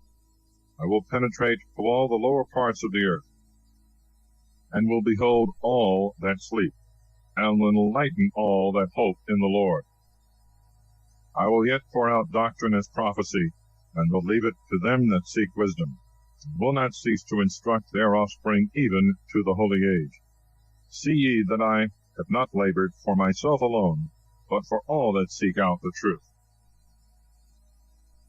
Chapter 25. Documents of Wisdom on several subjects. With three things my spirit is pleased, which are approved before God and men: the concord of brethren, and the love of neighbors, and man and wife that agree well together. 3 sorts my soul hateth, and I am greatly grieved at their life. A poor man that is proud, a rich man that is a liar, an old man that is a fool and doting. The things that thou hast not gathered in thy youth, how shalt thou find them in thy old age? Oh, how comely is judgment for a gray head, and for ancients to know counsel. Oh, how comely is wisdom for the aged, and understanding and counsel to men of honor. Much experience is the crown of old men, and the fear of God is their glory. 9 things that are not to be imagined by the heart have I magnified. The 10th I will utter to men with my tongue. A man that hath joy of his children, he that liveth and seeth the fall of his enemies. Blessed is he that dwelleth with a wise woman, and that hath not slipped with his tongue, and that hath not served such as are unworthy of him. Blessed is he that findeth a true friend, and that declareth justice to an ear that heareth. How great is he that findeth wisdom and knowledge! But there is none above him that feareth the Lord. The fear of God hath set itself above all things. Blessed is the man to whom it is given to have the fear of God. He that holdeth it, to whom shall he be likened? The fear of God is the beginning of his love, and the beginning of faith is to be fast joined unto it. The sadness of the heart is every plague, and the wickedness of a woman is all evil.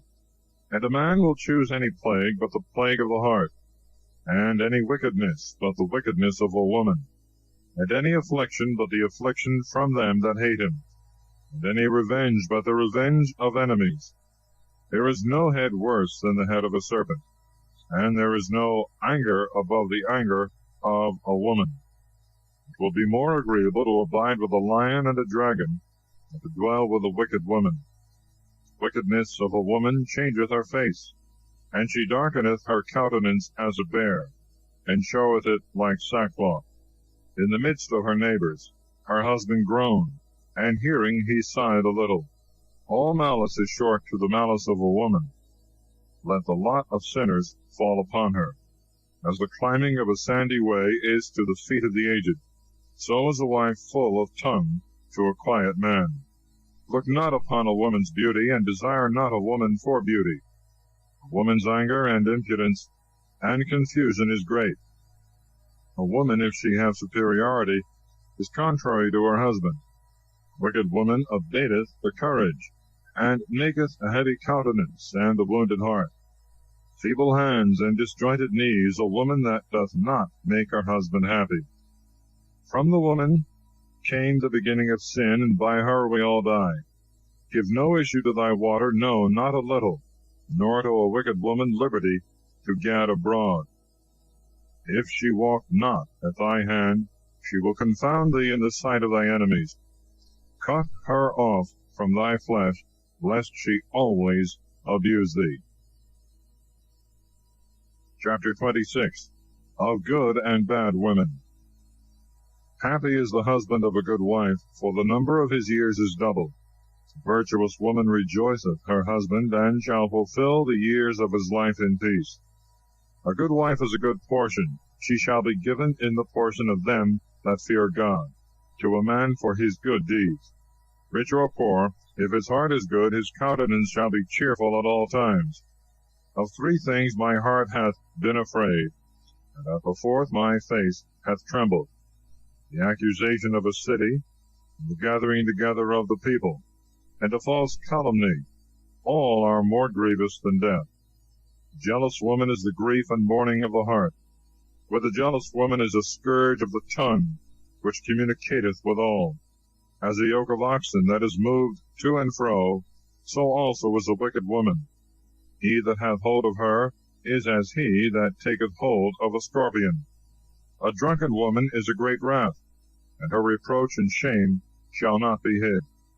The fornication of a woman shall be known by the haughtiness of her eyes, and by her eyelids. On a daughter that turneth not away herself, set a strict watch, lest, finding an opportunity, she abuse herself. Take heed of the impudence of her eyes, and wonder not if she slight thee. She will open her mouth as a thirsty traveler to the fountain, and will drink of every water near her, and will sit down by every hedge, and open her quiver against every arrow, until she fail. The grace of a diligent woman shall delight her husband, and shall fat his bones. Her discipline is the gift of God. Such is a wise and silent woman, and there is nothing so much worth as a well-instructed soul. A holy and shamefaced woman is grace upon grace, and no price is worthy of a continent soul. As the sun when it riseth through the world in the high places of God, so is the beauty of a good wife for the ornament of her house. As the lamp shining upon the holy candlestick, so is the beauty of the face in a ripe age. As golden pillars upon bases of silver, so are the firm feet upon the soles of a steady woman. As everlasting foundations upon a solid rock, so the commandments of God in the heart of a holy woman. At two things my heart is grieved, and the third bringeth anger upon me: a man of war fainting through poverty, and a man of sense despised, and he that passeth over from justice to sin. God hath prepared such an one for the sword. Two sorts of callings have appeared to me hard and dangerous. A merchant is hardly free from negligence, and a huckster shall not be justified from the sins of the lips. Chapter 27. Dangers of sin from several heads. The fear of God is the best preservative. He that diggeth a pit shall fall into it. Through poverty many have sinned, and he that seeketh to be enriched turneth away his eye. As a stake sticketh fast in the midst of the joining of stones, so also in the midst of selling and buying sin shall stick fast. Sin shall be destroyed with the sinner.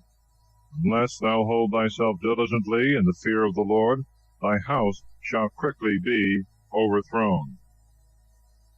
As when one sifteth with a sieve, the dust will remain, so will the perplexity of a man in his thoughts. The furnace trieth the potter's vessels, and the trial of affliction just men. As the dressing of a tree showeth the fruit thereof, so a word out of the thought of the heart of man. Praise not a man before he speaketh, for this is the trial of men. If thou followest justice, thou shalt obtain her, and shalt put her on as a long robe of honor. Thou shalt dwell with her, she shall protect thee forever. And in the day of acknowledgment thou shalt find a strong foundation. Birds resort unto their like, so truth will return to them that practice her. The lion always lieth in wait for prey, so do sins for them that work iniquities. A holy man continueth in wisdom as the sun, but a fool is changed as the moon. In the midst of the unwise, keep in the word till its time, but be continually among men that think. The discourse of sinners is hateful, and their laughter is at the pleasures of sin. Speech that sweareth much shall make the hair of the head stand upright, and its irreverence shall make one stop his ears. In the quarrels of the proud is the shedding of blood, and their cursing is a grievous hearing. He that discloseth the secret of a friend loseth his credit, and shall never find a friend to his mind. Love thy neighbor, and be joined to him with fidelity. But if thou discover his secrets, follow no more after him. For as a man that destroyeth his friend, so also is he that destroyeth the friendship of his neighbor. And as one that letteth a bird go out of his hand, so hast thou let thy neighbor go, and thou shalt not get him again. Follow after him no more, for he is gone afar off. He is fled as a roe escaped out of the snare, because his soul is wounded. Thou canst no more bind him up. And of a curse there is reconciliation. But to disclose the secrets of a friend leaveth no hope to an unhappy soul. He that winketh with the eye forgeth wicked things, and no man will cast him off. In the sight of thy eyes he will sweeten his mouth, and will admire thy words, but at the last he will writhe his mouth, and on thy words he will lay a stumbling block. I have hated many things, but not like him, and the Lord will hate him. If one cast a stone on high, it will fall upon his own head. The deceitful stroke will wound the deceitful. He that diggeth a pit shall fall into it. And he that setteth a stone for his neighbor shall stumble upon it, and he that layeth a snare for another shall perish in it. A mischievous counsel shall be rolled back upon the author, and he shall not know from whence it cometh to him. Mockery and reproach are of the proud, and vengeance as a lion shall lie in wait for him. They shall perish in a snare that are delighted with the fall of the just, and sorrow shall consume them before they die. Anger and fury are both of them abominable, and the sinful man shall be subject to them. Chapter 28. Lessons against revenge and quarrels, the evils of the tongue. He that seeketh to revenge himself shall find vengeance from the Lord, and he will surely keep his sins in remembrance. Forgive thy neighbor if he hath hurt thee, and then shall thy sins be forgiven to thee when thou prayest. Man to man reserveth anger, and doth he seek remedy of God? He hath no mercy on a man like himself, and doth he entreat for his own sins. He that is but flesh nourisheth anger, and doth he ask forgiveness of God? Who shall obtain pardon for his sins? Remember thy last things, and let enmity cease. For corruption and death hang over in his commandments. Remember the fear of God, and be not angry with thy neighbor. Remember the covenant of the Most High, and overlook the ignorance of thy neighbor. Refrain from strife, and thou shalt diminish thy sins. For a passionate man kindleth strife, and a sinful man will trouble his friends, and bring in debate in the midst of them that are at peace. For as the wood of the forest is, so the fire burneth. And as a man's strength is, so shall his anger be. And according to his riches he shall increase his anger. A hasty contention kindleth a fire, and a hasty quarrel sheddeth blood, and a tongue that beareth witness bringeth death. If thou blow the spark, it shall burn as a fire, and if thou spit upon it, it shall be quenched. Both come out of the mouth. The whisperer and the double-tongued is accursed, for he hath troubled many that were at peace. The tongue of a third person hath disquieted many, and scattered them from nation to nation. It hath destroyed the strong cities of the rich, and hath overthrown the houses of great men. It hath cut in pieces the forces of people, and undone strong nations. The tongue of a third person hath cast out valiant women, and deprived them of their labors. He that hearkeneth to it shall never have rest, neither shall they have a friend in whom he may repose. The stroke of a whip maketh a blue mark, but the stroke of the tongue will break the bones. Many have fallen by the edge of the sword, but not so many as have perished by their own tongue. Blessed is he that is defended from a wicked tongue, that hath not passed into the wrath thereof, and that hath not drawn the yoke thereof, and hath not been found in its bands. For its yoke is a yoke of iron, and its bands are bands of brass. The death thereof is a most evil death, and hell is preferable to it. Its continuance shall not be for a long time, but it shall possess the ways of the just, and the just shall not be burnt with its flame. They that forsake God shall fall into it, and it shall burn in them, and shall not be quenched, and it shall be sent upon them as a lion, and as a leopard it shall tear them. Hedge in thy tears with thorns, hear not a wicked tongue, and make doors and bars to thy mouth. Melt down thy gold and silver, and make a balance for thy words, and a just bridle for thy mouth. And take heed lest thou slip with thy tongue, and fall in the sight of thy enemies who lie in wait for thee, and thy fall be incurable unto death. Chapter 29. Of charity in lending money, and justice in repaying, of alms, and of being surety. He that showeth mercy lendeth to his neighbor. He that is stronger in hand keepeth the commandments. Lend to thy neighbor in the time of his need. Pay thou thy neighbor again in due time. Keep thy word, and deal faithfully with him. Thou shalt always find that which is necessary for thee. Many have looked upon a thing lent as a thing found, and have given trouble to them that help them. Till they receive, they kiss the hands of the lender, and in promises they humble their voice. When they should repay, they will ask time, and will return tedious and murmuring words, and will complain of the time. And if he be able to pay, he will stand off. He will scarce pay one half, and will count it as if he had found it. But if not, he will defraud him of his money, and he shall get him for an enemy without cause, and he will pay him with reproaches and curses, and instead of honor and good turn will repay him injuries. Many have refused to lend, not out of wickedness, but they were afraid to be defrauded without cause. But yet towards the poor be thou more hearty, and delay not to show him mercy. Help the poor because of the commandment, and send him not away empty-handed because of his poverty. Lose thy money for thy brother and thy friend, and hide it not under a stone to be lost. Place thy treasure in the commandments of the Most High, and it shall bring thee more profit than gold. Shut up alms in the heart of the poor, and it shall obtain help for thee against all evil. Better than the shield of the mighty, and better than the spear, it shall fight for thee against thy enemy. A good man is surety for his neighbor, and he that hath lost shame will leave him to himself. Forget not the kindness of thy surety, for he hath given his life for thee. The sinner and the unclean fleeth from his surety. A sinner attributeth to himself the goods of his surety. He that is of an unthankful mind will leave him that delivered him. A man is surety for his neighbor, and when he hath lost all shame, he shall forsake him.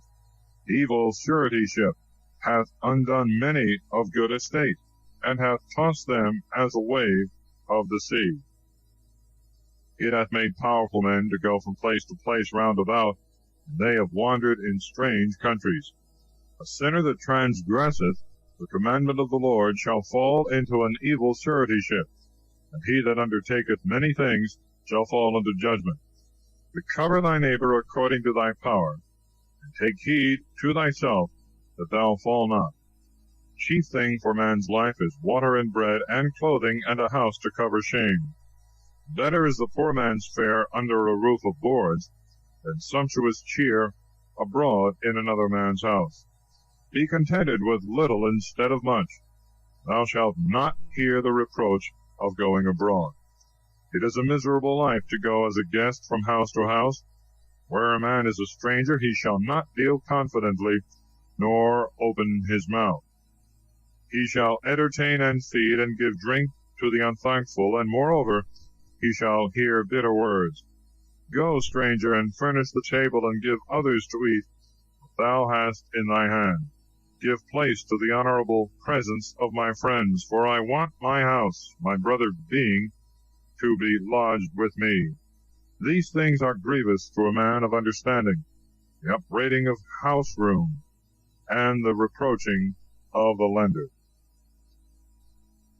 Chapter 30. Of correction of children. Health is better than wealth. Excessive grief is hurtful.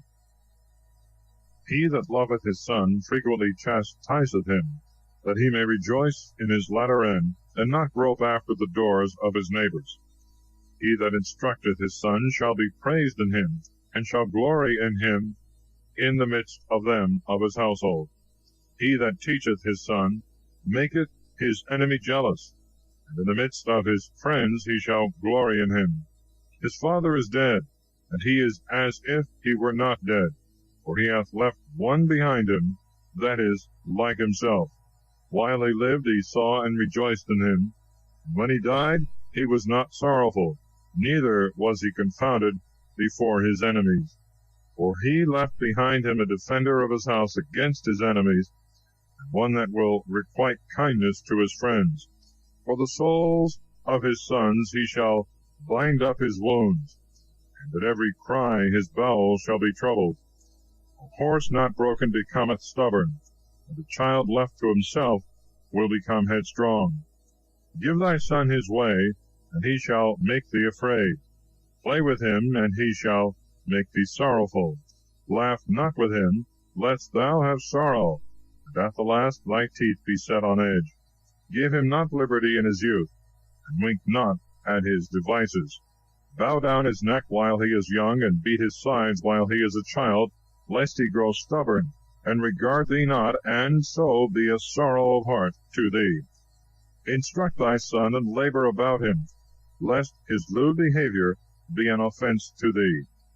Better is a poor man who is sound and strong of constitution, than a rich man who is weak and afflicted with evils. Health of the soul in holiness of justice is better than all gold and silver, and a sound body than immense revenues. There is no riches above the riches of the health of the body, and there is no pleasure above the joy of the heart. Better is death than a bitter life, and everlasting rest than continual sickness. Good things that are hidden in a mouth that is shut are as messes of meat set about a grave. What good shall an offering do to an idol? For it can neither eat nor smell. So is he that is persecuted by the Lord, bearing the reward of his iniquity. He seeth with his eyes, and groaneth as an eunuch embracing a virgin and sighing. Give not up thy soul to sadness, and afflict not thyself in thy own counsel. The joyfulness of the heart is the life of a man, and a never-failing treasure of holiness, and the joy of a man is length of life. Have pity on thy own soul, pleasing God, and contain thyself. Gather up thy heart in his holiness, and drive away sadness far from thee. For sadness hath killed many, and there is no profit in it. Envy and anger shorten a man's days, and pensiveness will bring old age before the time. A cheerful and good heart is always feasting, for his banquets are prepared with diligence. Chapter 31. Of the desire of riches, and of moderation in eating and drinking. Watching for riches consumeth the flesh, and the thought thereof driveth away sleep. Thinking beforehand turneth away the understanding, and a grievous sickness maketh the soul sober. A rich man hath labored in gathering riches together. When he resteth, he shall be filled with his goods. A poor man hath labored in his low way of life, and in the end he is still poor. He that loveth gold shall not be justified, and he that followeth after corruption shall be filled with it. Many have been brought to fall for gold, and the beauty thereof hath been their ruin. Gold is a stumbling block to them that sacrifice to it. Woe to them that eagerly follow after it, and every fool shall perish by it. Blessed is the rich man that is found without blemish, and that hath not gone after gold, nor put his trust in money, nor in treasures. Who is he? And we will praise him, for he hath done wonderful things in his life. Who hath been tried thereby, and made perfect? He shall have glory everlasting. He that could have transgressed, and hath not transgressed, and could do evil things, and hath not done them. Therefore are his goods established in the Lord, and all the church of the saints shall declare his alms. Art thou set at a great table? Be not the first to open thy mouth upon it. Say not, there are many things which are upon it. Remember that a wicked eye is evil.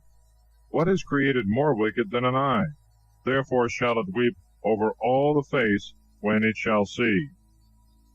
Stretch not out thy hand first, lest being disgraced with envy thou be put to confusion. Be not hasty in a feast. Judge of the disposition of thy neighbor by thyself. Use as a frugal man the things that are set before thee, lest if thou eatest much, thou be hated. Leave off first for manners' sake, and exceed not, lest thou offend. And if thou sittest among many, reach not thy hand out first of all, and be not the first to ask for drink. How sufficient is a little wine for a man well taught, and in sleeping thou shalt not be uneasy with it, and thou shalt feel no pain. Watching, and choler, and gripes are with an intemperate man. Sound and wholesome sleep with a moderate man. He shall sleep till morning, and his soul shall be delighted with him. And if thou hast been forced to eat much, arise, go out and vomit, and it shall refresh thee. Thou shalt not bring sickness upon thy body. Hear me, my son, and despise me not, and in the end thou shalt find my words. In all thy works be quick, and no infirmity shall come to thee. The lips of many shall bless him that is liberal of his bread, and the testimony of his truth is faithful. against him that is niggardly of his bread. The city will murmur. The testimony of his niggardliness is true. Challenge not them that love wine. Wine hath destroyed very many. The fire trieth hard iron. So wine drunk to excess shall rebuke the hearts of the proud. Wine taken with sobriety is equal life to men. If thou drink it moderately, thou shalt be sober. What is his life who is diminished with wine? What taketh away life? Death.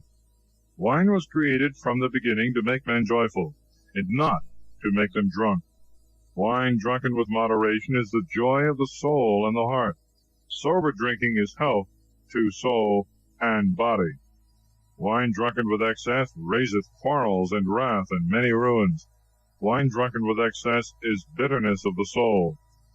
Heat of drunkenness is the stumbling block of the fool, lessening strength and causing wounds.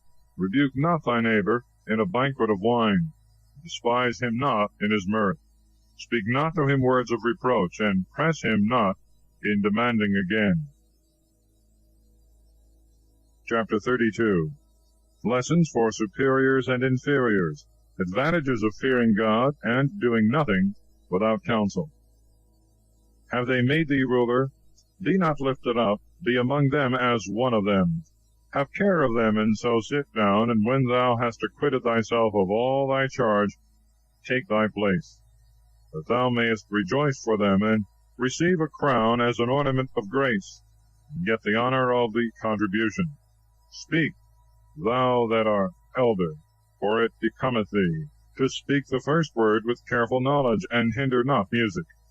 Where there is no hearing, pour not out words. Be not lifted up out of season with thy wisdom. A concert of music and a banquet of wine is as a carbuncle set in gold. As a signet of an emerald in a work of gold, so is the melody of music with pleasant and moderate wine. Hear in silence, and for thy reverence good grace shall come to thee. Young man, scarcely speak in thy own cause. If thou be asked twice, let thy answer be short. In many things be as if thou wert ignorant, and hear in silence and with all seeking. In the company of great men take not upon thee, and when the ancients are present, speak not much. Before a storm goeth lightning, and before shamefacedness goeth favor, and for thy reverence good grace shall come to thee. And at the time of rising be not slack, but be first to run home to thy house.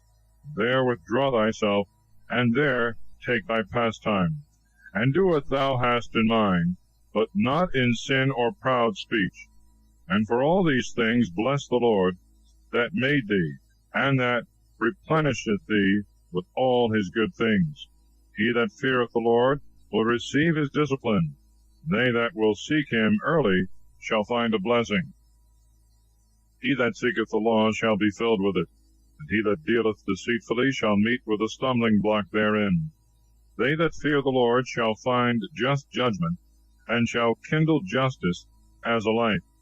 Sinful man will flee reproof, and will find an excuse according to his will. Man of counsel will not neglect understanding. A strange and proud man will not dread fear. Even after he hath done with fear without counsel, he shall be controlled by the things of his own seeking. My son, do thou nothing without counsel. Thou shalt not repent when thou hast done. Go not in the way of ruin, and thou shalt not stumble against the stones. Trust not thyself to a rugged way, lest thou set a stumbling block to thy soul. And beware of thy own children, and take heed of them of thy household. In every work of thine regard thy soul and faith, for this is the keeping of the commandments. He that believeth God taketh heed to the commandments, and he that trusteth in him shall fare never the worse. Chapter 33. The fear of God is the best security. Times and men are in the hands of God. Take care of thyself as long as thou livest. Look to thy servants. No evil shall happen to him that feareth the Lord, but in temptation God will keep him, and deliver him from evils. A wise man hateth not the commandments and justices, and he shall not be dashed in pieces as a ship in a storm. A man of understanding is faithful to the law of God, and the law is faithful to him. He that cleareth up a question shall prepare what to say, and so having prayed he shall be heard, and shall keep discipline. Then he shall answer. The heart of a fool is as a wheel of a cart, and his thoughts are like a rolling axle tree. A friend that is a mocker is like a stallion horse. He neigheth under every one that sitteth upon him. Why doth one day excel another, and one light another, and 1 year another year, when all come of the sun? By the knowledge of the Lord they were distinguished, the sun being made, and keeping his commandment. And he ordered the seasons and holidays of them, and in them they celebrated festivals at an hour. Some of them God made high in great days, and some of them he put in the number of ordinary days. And all men are from the ground and out of the earth, from whence Adam was created. Much knowledge the Lord hath divided them, and diversified their ways. Some of them hath he blessed, and exalted. And some of them hath he sanctified, and set near himself. And some of them hath he cursed, and brought low, and turned them from their station. As the potter's clay is in his hand, to fashion and order it. All his ways are according to his ordering. So man is in the hand of him that made him, and he will render to him according to his judgment. Good is set against evil, and life against death. So also is the sinner against a just man. And so look upon all the works of the Most High, 2 and 2, and one against another. And I awaked last of all, and as one that gathereth after the grape gatherers. In the blessing of God I also have hope, and as one that gathereth grapes have I filled the winepress. See that I have not labored for myself only, but for all that seek discipline. Hear me, ye great men, and all ye people, and hearken with your ears, ye rulers of the church. Give not to son or wife, brother or friend, power over thee while thou livest, and give not thy estate to another, lest thou repent, and thou entreat for the same. As long as thou livest, and hast breath in thee, let no man change thee. For it is better that thy children should ask of thee, than that thou look for the hands of thy children. In all thy works keep thee preeminence. Let no stain sully thy glory. In the time when thou shalt end the days of thy life, and in the time of thy decease, distribute thy inheritance. Fodder and a wand and a burden are for an ass, bread and correction and work for a slave. He worketh unto correction, and seeketh to rest. Let his hands be idle, and he seeketh liberty. The yoke and the thong bend a stiff neck, and continual labors bow a slave. Torture and fetters are for a malicious slave. Send him to work, that he be not idle, for idleness hath taught much evil. Set him to work, for so it is fit for him. And if he be not obedient, bring him down with fetters. But be not excessive towards any one, and do no grievous thing without judgment. If thou have a faithful servant, let him be to thee as thy own soul. Treat him as a brother, because in the blood of thy soul thou hast gotten him. If thou hurt him unjustly, he will run away. And if he rise up and depart, thou knowest not whom to ask, and in what way to seek him. Chapter 34. The vanity of dreams, the advantage of experience, and of the fear of God. The hopes of a man that is void of understanding are vain and deceitful, and dreams lift up fools. The man that giveth heed to lying visions is like to him that catcheth at a shadow, and followeth after the wind. The vision of dreams is the resemblance of one thing to another, as when a man's likeness is before the face of a man. What can be made clean by the unclean, and what truth can come from that which is false? Deceitful divinations, and lying omens, and the dreams of evildoers are vanity. And the heart fancieth as that of a woman in travail, except it be a vision sent forth from the Most High, Set not thy heart upon them, for dreams have deceived many. They have failed that put their trust in them. Word of the law shall be fulfilled without a lie. Wisdom shall be made plain in the mouth of the faithful. What doth he know that hath not been tried? Man that hath much experience shall think of many things. He that hath learned many things shall show forth understanding. He that hath no experience knoweth little, and he that hath been experienced in many things multiplieth prudence. He that hath not been tried, what manner of things doth he know? He that hath been surprised shall abound with subtlety. I have seen many things by traveling, many customs of things.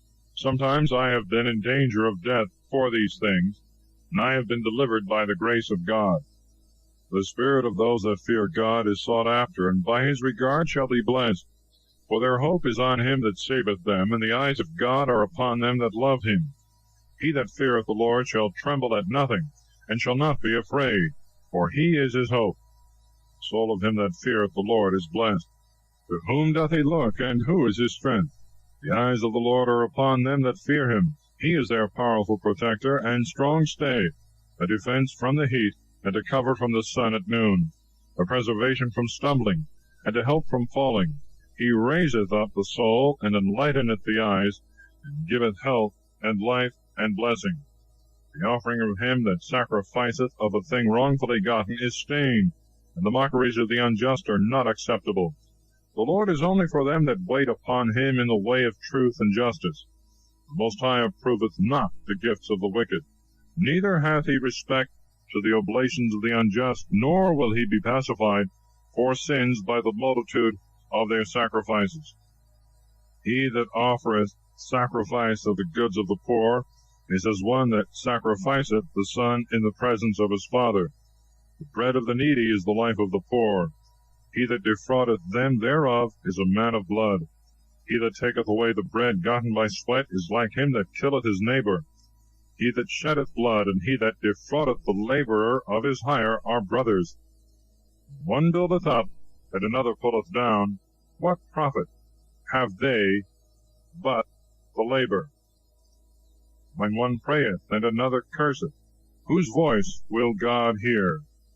He that washeth himself after touching the dead, if he toucheth him again, what doth his washing avail?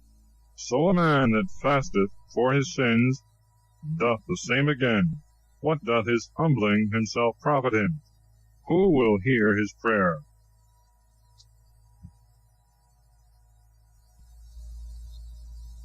Chapter 35. What sacrifices are pleasing to God? He that keepeth the law multiplieth offerings. It is a wholesome sacrifice to take heed to the commandments, and to depart from all iniquity. And to depart from injustice is to offer a propitiatory sacrifice for injustices, and a begging of pardon for sins. He shall return thanks that offereth fine flour, and he that doth mercy offereth sacrifice. To depart from iniquity is that which pleaseth the Lord, and to depart from injustice is an entreaty for sins. Thou shalt not appear empty in the sight of the Lord. For all these things are to be done because of the commandment of God. The oblation of the just maketh the altar fat, and is an odor of sweetness in the sight of the Most High. The sacrifice of the just is acceptable, and the Lord will not forget the memorial thereof. Give glory to God with a good heart, and diminish not the first fruits of thy hands. In every gift show a cheerful countenance, and sanctify thy tithes with joy. Give to the Most High according to what he hath given to thee, and with a good eye do according to the ability of thy hands. For the Lord maketh recompense, and will give thee 7 times as much. Do not offer wicked gifts, for such he will not receive. Look not upon an unjust sacrifice, for the Lord is judge, and there is not with him respect of persons. The Lord will not accept any person against a poor man, and he will hear the prayer of him that is wrong. He will not despise the prayers of the fatherless, nor the widow, when she poureth out her complaint. Do not the widow's tears run down the cheek, and her cry against him that causeth them to fall? For from the cheek they go up even to heaven, The Lord that heareth will not be delighted with them. He that adoreth God with joy shall be accepted. His prayer shall approach even to the clouds. Prayer of him that humbleth himself shall pierce the clouds, and till it come nigh, he will not be comforted, and he will not depart till the Most High behold. And the Lord will not be slack, but will judge for the just, and will do judgment. And the Almighty will not have patience with them, that he may crush their back. And he will repay vengeance to the Gentiles, till they have taken away the multitude of the proud, and broken the scepters of the unjust, till they have rendered to men according to their deeds, and according to the works of Adam, and according to his presumption, till they have judged the cause of his people, and he shall delight the just with his mercy. The mercy of God is beautiful in the time of affliction, as a cloud of rain in the time of drought. Chapter 36. A prayer for the church of God, of a good heart and a good wife. Have mercy upon us, O God of all, and behold us, and show us the light of thy mercies. And send thy fear upon the nations that have not sought after thee.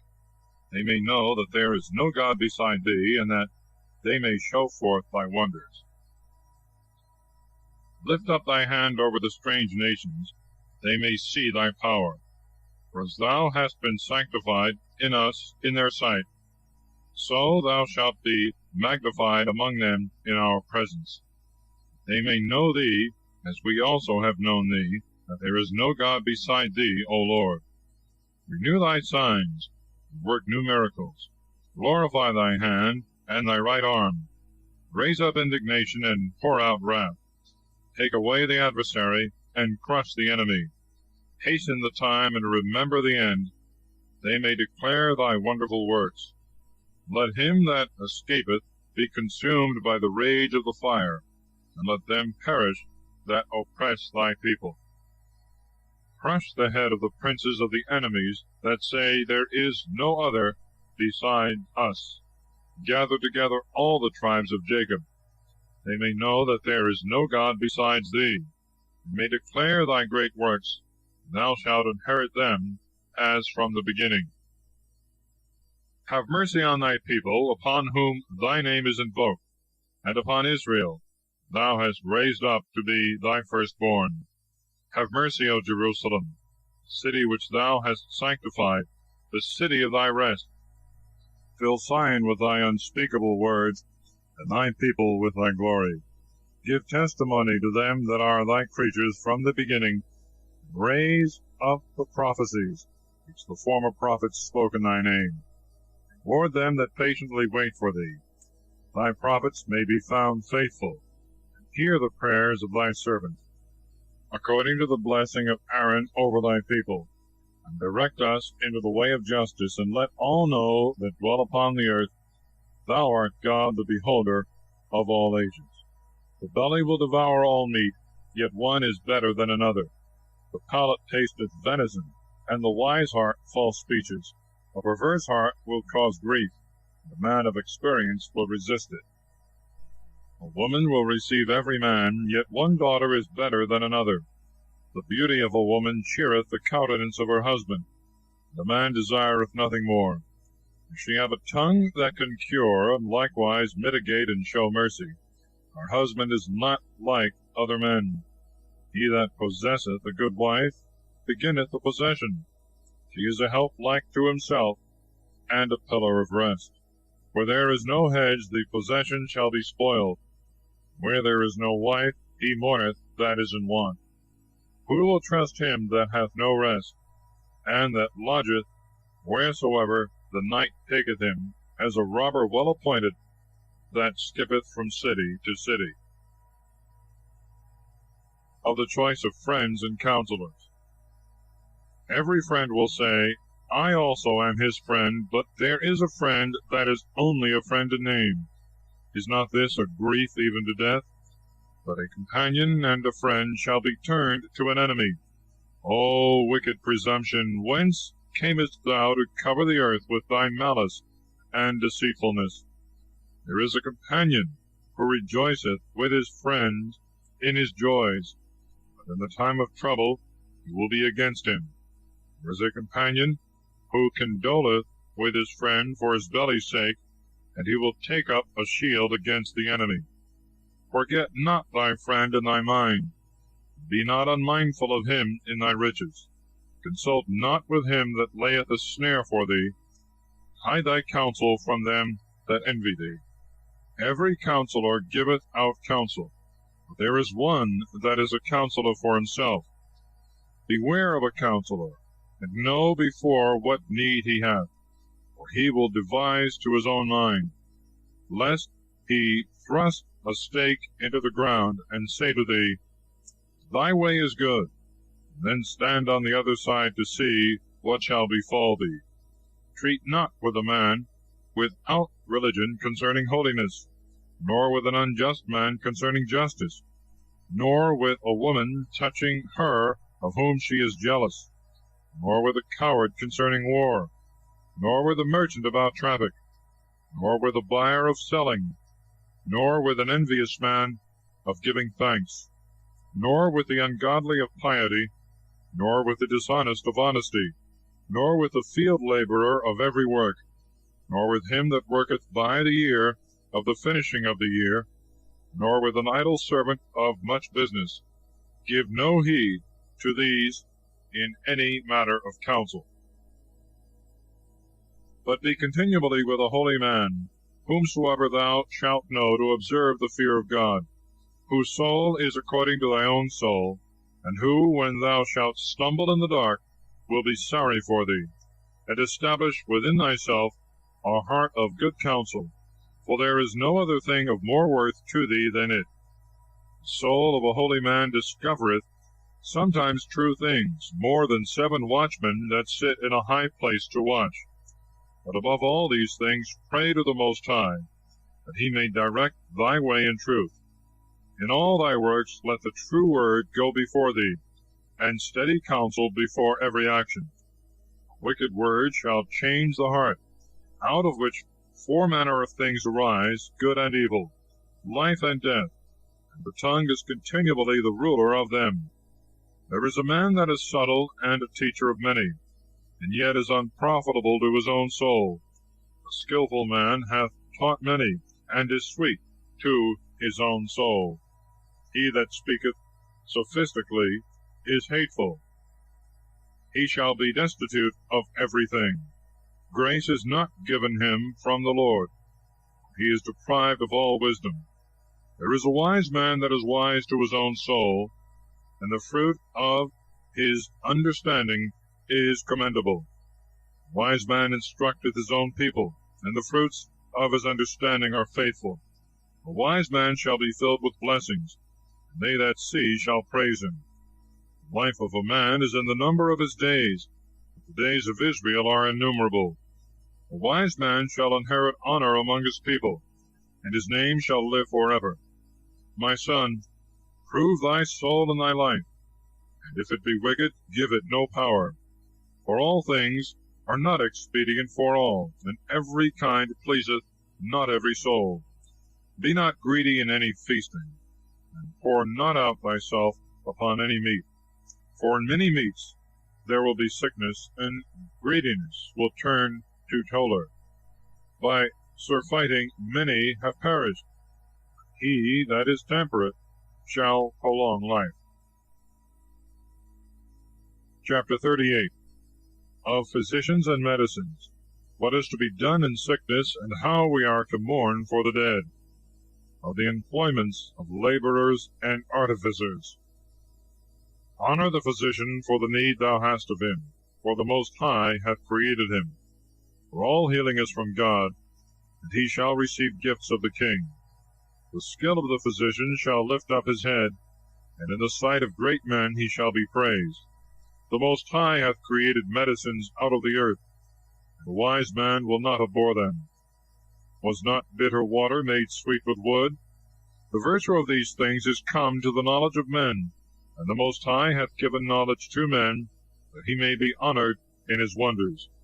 By these he shall cure and shall allay their pains, and of these the apothecary shall make sweet confections, and shall make up ointments of health, and of his works there shall be no end. For the peace of God is over all the face of the earth. My son, in thy sickness neglect not thyself, but pray to the Lord, and he shall heal thee. Turn away from sin, and order thy hands aright. Cleanse thy heart from all offense. Give a sweet savor, and a memorial of fine flour, and make a fat offering, and then give place to the physician. For the Lord created him, and let him not depart from thee. For his works are necessary. For there is a time when thou must fall into their hands. And they shall beseech the Lord, that he would prosper what they give for ease and remedy, for their conversation. He that sinneth in the sight of his Maker shall fall into the hands of the physician. My son, shed tears over the dead, and begin to lament, as if thou hadst suffered some great harm. And according to judgment cover his body, and neglect not his burial. And for fear of being ill spoken of, weep bitterly for a day, and then comfort thyself in thy sadness, and make mourning for him according to his merit for a day or two, for fear of distraction. For of sadness cometh death, and it overwhelmeth the strength. And the sorrow of thy heart boweth down the neck. In withdrawing aside, sorrow remaineth, and the substance of the poor is according to his heart. Give not up thy heart to sadness, but drive it from thee, and remember the latter end. Forget it not, for there is no returning, and thou shalt do him no good, and shalt hurt thyself. Remember my judgment, for thine also shall be so. Yesterday for me, and today for thee. When the dead is at rest, let his remembrance rest, and comfort him in the departing of his spirit. The wisdom of the scribe cometh by his time of leisure, and he that is less in action shall receive wisdom. With what wisdom shall be he furnished that holdeth the plough, and that glorieth in the goad, that driveth the oxen therewith, and is occupied in their labors, and his whole talk is about the offspring of bulls? He shall give his mind to turn up furrows, and his care is to give the kine fodder. So every craftsman and workmaster that laboureth night and day, he who maketh graven seals, and by his continual diligence varieth the figure, he shall give his mind to the resemblance of the picture, and by his watching shall finish the work. So doth the smith sitting by the anvil, and considering the ironwork. The vapour of the fire wasteth his flesh, and he fighteth with the heat of the furnace. The noise of the hammer is always in his ears, and his eye is upon the pattern of the vessel he maketh. He setteth his mind to finish his work, and is watching to polish them to perfection. So doth the potter sitting at his work, turning the wheel about with his feet, who is always carefully set to his work, and maketh all his work by number. He fashioneth the clay with his arm, and boweth down his strength before his feet. He shall give his mind to finish the glazing, and is watching to make clean the furnace. All these trust to their hands, and every one is wise in his own art. Without these a city is not built. And they shall not dwell nor walk about therein, and they shall not go up into the assembly. Upon the judge's seat they shall not sit, and the ordinance of judgment they shall not understand, neither shall they declare discipline and judgment, and they shall not be found where parables are spoken. For they shall strengthen the state of the world, and their prayers shall be in the work of their craft, applying their soul and searching in the law of the Most High. Chapter 39. The exercises of the wise man. The Lord is to be glorified for his works. The wise man will seek out the wisdom of all the ancients, and will be occupied in the prophets. He will keep the sayings of renowned men, and will enter withal into the subtleties of parables. He will search out the hidden meanings of proverbs, and will be conversant in the secrets of parables. He shall serve among great men, and appear before the governor. He shall pass into strange countries, where he shall try good and evil among men. He will give his heart to resort early to the Lord that made him, and he will pray in the sight of the Most High. He will open his mouth in prayer, and will make supplication for his sins. For if it shall please the great Lord, he will fill him with the spirit of understanding, and he will pour forth the words of his wisdom as showers, and in his prayer he will confess to the Lord. And he shall direct his counsel and his knowledge, and in his secrets shall he meditate, and shall show forth the discipline he hath learned, and shall glory in the law of the covenant of the Lord. Many shall praise his wisdom, and it shall never be forgotten. The memory of him shall not depart away, and his name shall be in request from generation to generation. Nations shall declare his wisdom, and the church shall show forth his praise. If he continue, he shall leave a name above 1,000, and if he rest, it shall be to his advantage. I will yet meditate, that I may declare, for I am filled as with a holy transport. By a voice he saith, Hear me, ye divine offspring, and bud forth as the rose planted by the brooks of waters. Give ye a sweet odor as frankincense, send forth flowers as the lily, and yield a smell, and bring forth leaves in grace, and praise with canticles, and bless the Lord in his works. Magnify his name, and give glory to him with the voice of your lips, and with the canticles of your mouths, and with harps, and in praising him you shall say in this manner, All the works of the Lord are exceeding good. At his word the waters stood as a heap, and at the words of his mouth the receptacles of waters. For at his commandment favor is shown, and there is no diminishing of his salvation. The works of all flesh are before him, and there is nothing hid from his eyes. He seeth from eternity to eternity, and there is nothing wonderful before him. There is no saying, What is this? Or what is that? For all things shall be sought in their time. His blessing hath overflowed like a river, and as a flood hath watered the earth. So shall his wrath inherit the nations that have not sought after him. Even as he turned the waters into a dry land, and the earth was made dry, and his ways were made plain for their journey, so to sinners they are stumbling blocks in his wrath. Good things were created for the good from the beginning, so for the wicked good and evil things. Principal things necessary for the life of men are water, fire and iron, salt, milk, and bread of flour, and honey, and the cluster of the grape, and oil, and clothing. All these things shall be for good to the holy. So to the sinners and the ungodly they shall be turned into evil. There are spirits that are created for vengeance, and in their fury they lay on grievous torments. In the time of destruction they shall pour out their force, and they shall appease the wrath of him that made them. Fire, hail, famine, and death, all these were created for vengeance, the teeth of beasts, and scorpions, and serpents, and the sword taking vengeance upon the ungodly unto destruction.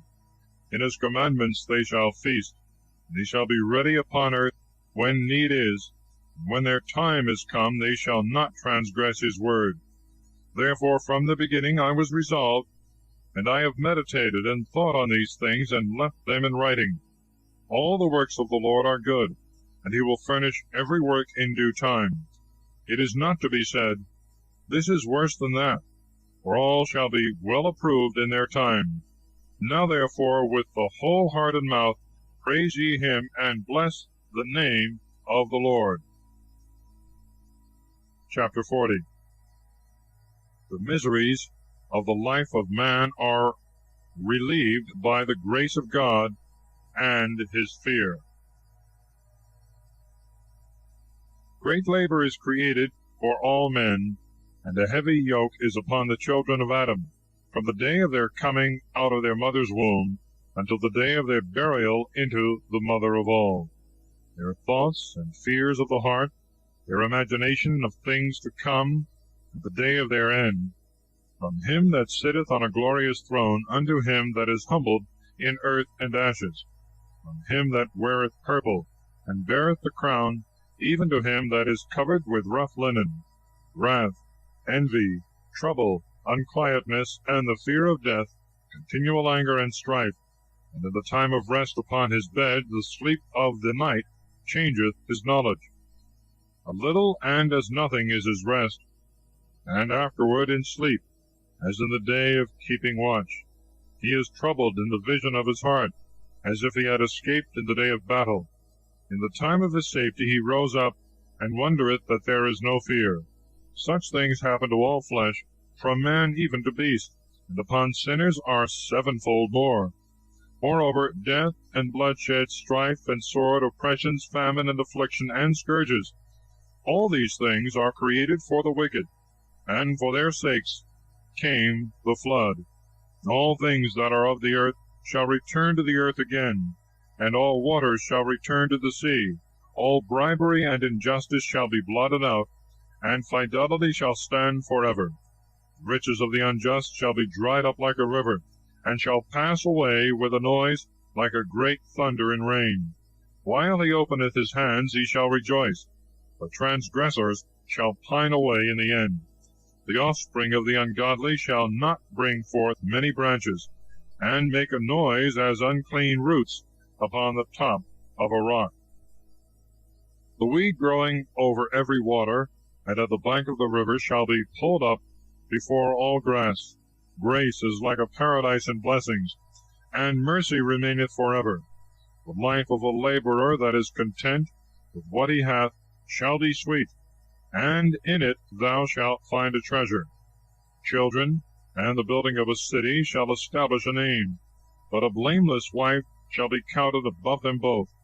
Wine and music rejoice the heart, but the love of wisdom is above them both. The flute and the psaltery make a sweet melody, but a pleasant tongue is above them both. Thy eye desireth favor and beauty, but more than these green-sown fields. A friend and companion meeting together in season, and above them both is a wife with her husband. Brethren are a help in the time of trouble, but mercy shall deliver more than they. Gold and silver make the feet stand sure. Wise counsel is above them both. Riches and strength lift up the heart, but above these is the fear of the Lord. There is no want in the fear of the Lord, and it needeth not to seek for help. The fear of the Lord is like a paradise of blessing, and they have covered it above all glory.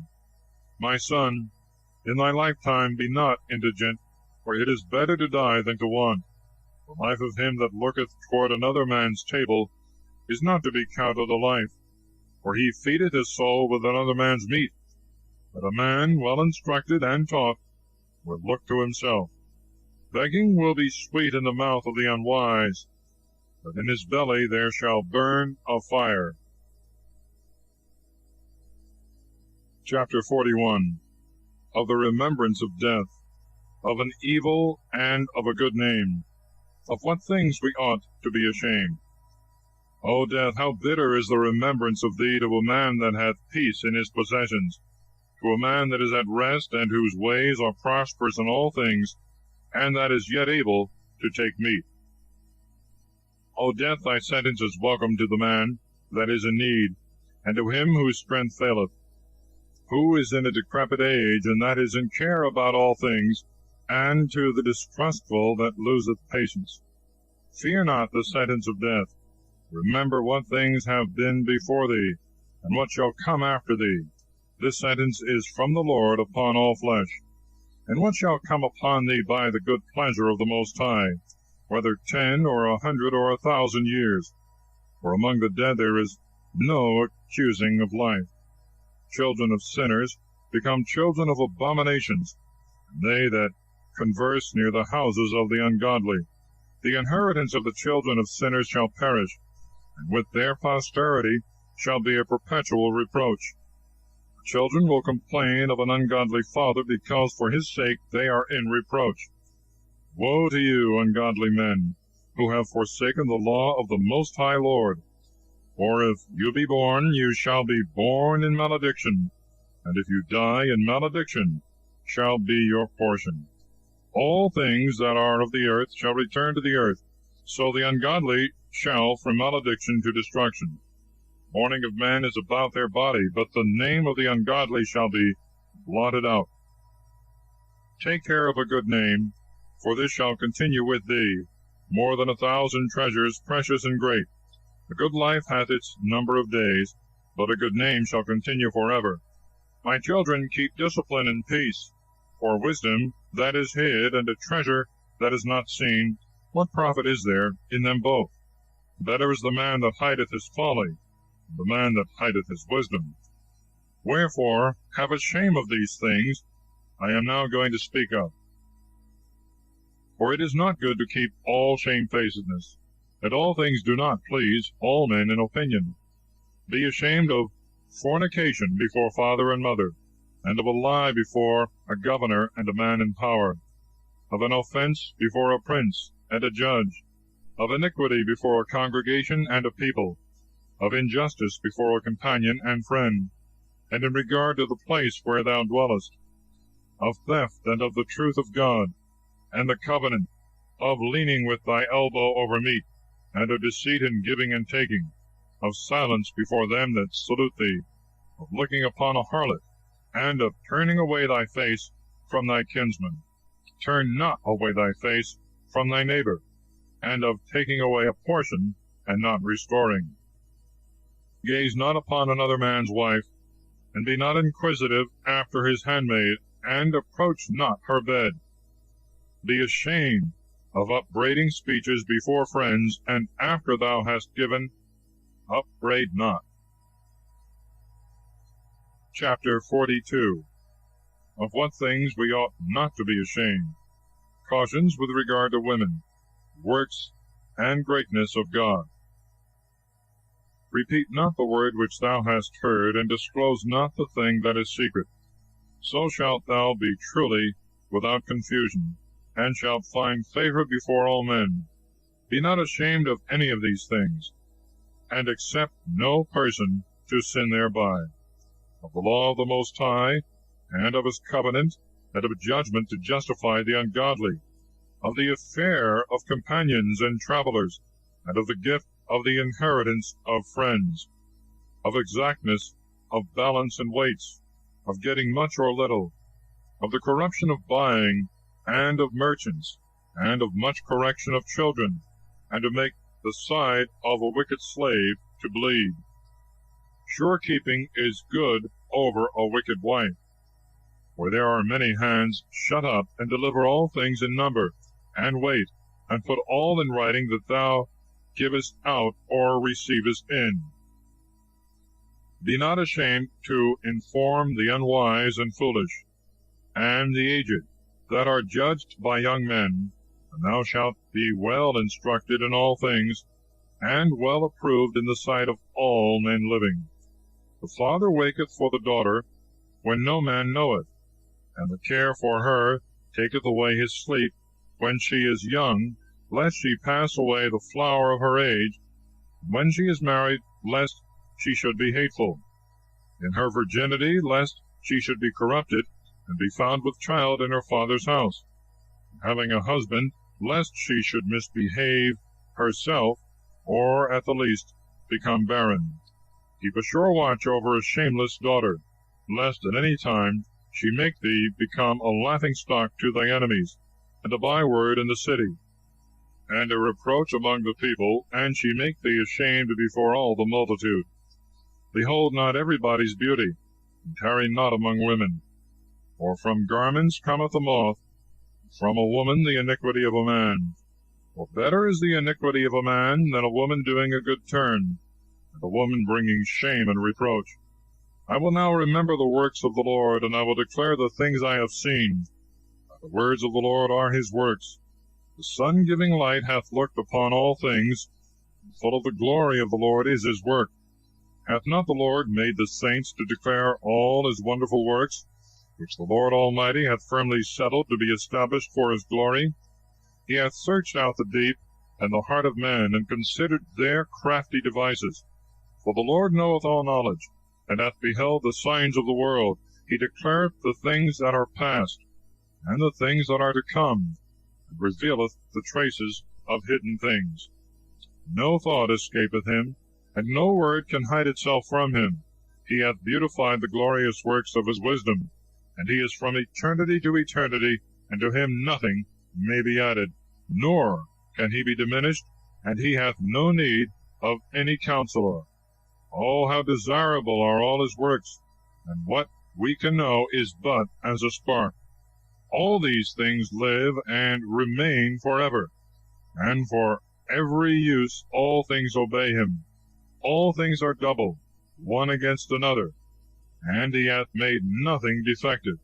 He hath established the good things of every one, and who shall be filled with beholding his glory? Chapter 43. The works of God are exceedingly glorious and wonderful. No man is able sufficiently to praise him. The firmament on high is his beauty, the beauty of heaven with its glorious show. The sun, when he appeareth, showing forth at his rising, an admirable instrument, the work of the Most High. At noon he burneth the earth, and who can abide his burning heat? As one keeping a furnace in the works of heat. The sun 3 times as much burneth the mountains, breathing out fiery vapors, and shining with his beams, he blindeth the eyes. Great is the Lord that made him, and at his words he hath hastened his course. And the moon in her season is for a declaration of times and a sign of the world. From the moon is the sign of the festival day, a light that decreaseth in her perfection. The month is called after her name, increasing wonderfully in her perfection, being an instrument of the armies on high, shining gloriously in the firmament of heaven. The glory of the stars is the beauty of heaven. The Lord enlighteneth the world on high. By the words of the Holy One they shall stand in judgment, and shall never fail in their watches. Look upon the rainbow, and bless him that made it. It is very beautiful by its brightness. It encompasseth the heaven about with the circle of its glory. The hands of the Most High have displayed it. By his commandment he maketh the snow to fall apace, and sendeth forth swiftly the lightnings of his judgment. Through this are the treasures opened, and the clouds fly out like birds. By his greatness he hath fixed the clouds, and the hailstones are broken. At his sight shall the mountains be shaken, and at his will the south wind shall blow. The noise of his thunder shall strike the earth, so doth the northern storm, and the whirlwind. And as the birds lighting upon the earth, he scattereth snow, and the falling thereof is as the coming down of locusts. The eye admireth at the beauty of the whiteness thereof, and the heart is astonished at the shower thereof. He shall pour frost as salt upon the earth, and when it freezeth, it shall become like the tops of thistles. Cold north wind bloweth, and the water is congealed into crystal. Upon every gathering together of waters it shall rest, and shall clothe the waters as a breastplate. And it shall devour the mountains, and burn the wilderness, and consume all that is green as with fire. Present remedy of all is the speedy coming of a cloud, and a dew that meeteth it, by the heat that cometh, shall overpower it. At his word the wind is still, and with his thought he appeaseth the deep. And the Lord hath planted islands therein. Let them that sail on the sea tell the dangers thereof. And when we hear with our ears, we shall admire. There are great and wonderful works, a variety of beasts, and of all living things, and the monstrous creatures of whales. Through him is established the end of their journey. By his word all things are regulated. We shall say much, and yet shall want words. But the sum of our words is, he is all. What shall we be able to do to glorify him? For the Almighty himself is above all his works. The Lord is terrible and exceeding great, and his power is admirable. Glorify the Lord as much as ever you can, for he will yet far exceed, and his magnificence is wonderful. Blessing the Lord, exalt him as much as you can, for he is above all praise. When you exalt him, put forth all your strength, and be not weary, or you can never go far enough. Who shall see him and declare him, and who shall magnify him as he is from the beginning? There are many things hidden from us that are greater than these, for we have seen but a few of his works. But the Lord hath made all things, and to the godly he hath given wisdom. Chapter 44. The praises of the Holy Fathers, in particular of Enoch, Noah, Abraham, Isaac, and Jacob. Let us now praise men of renown, and our fathers in their generation.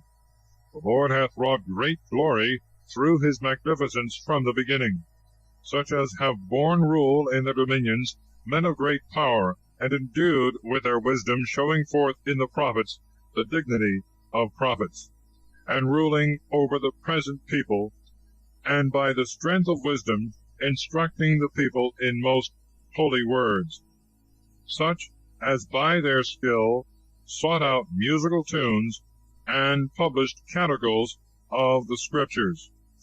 Rich men in virtue, studying beautifulness, living at peace in their houses. All these have gained glory in their generations, and were praised in their days. They that were born of them have left a name behind them, that their praises might be related. And there are some of whom there is no memorial, who are perished as if they had never been, and are become as if they had never been born, and their children with them. But these were men of mercy, whose godly deeds have not failed. Good things continue with their seed. Their posterity are a holy inheritance, and their seed hath stood in the covenants, and their children for their sakes remain forever. Their seed and their glory shall not be forsaken. Their bodies are buried in peace, and their name liveth unto generation and generation. Let the people show forth their wisdom, and the church declare their praise. Enoch pleased God, and was translated into paradise, that he may give repentance to the nations. Noah was found perfect, just, and in the time of wrath he was made a reconciliation. Therefore was there a remnant left to the earth when the flood came. The covenants of the world were made with him, that all flesh should no more be destroyed with the flood. Abraham was the great father of a multitude of nations, and there was not found the like to him in glory, who kept the law of the Most High, and was in covenant with him. In his flesh he established the covenant, and in temptation he was found faithful. Therefore by an oath he gave him glory in his posterity, that he should increase as the dust of the earth, and that he would exalt his seed as the stars, and they should inherit from sea to sea, and from the river to the ends of the earth. And he did in like manner with Isaac, for the sake of Abraham his father. The Lord gave him the blessing of all nations, and confirmed his covenant upon the head of Jacob.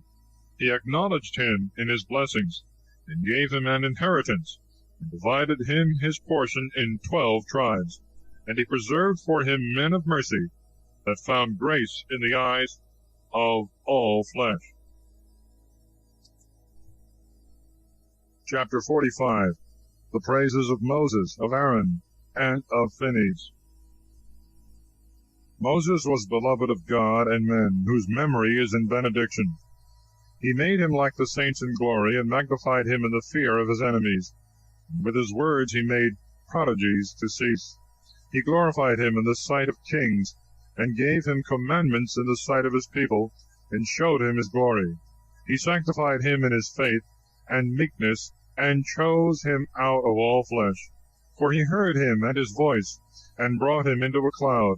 And he gave him commandments before his face, and a law of life, and instruction, that he might teach Jacob his covenant, and Israel his judgments. He exalted Aaron his brother, and like to himself of the tribe of Levi.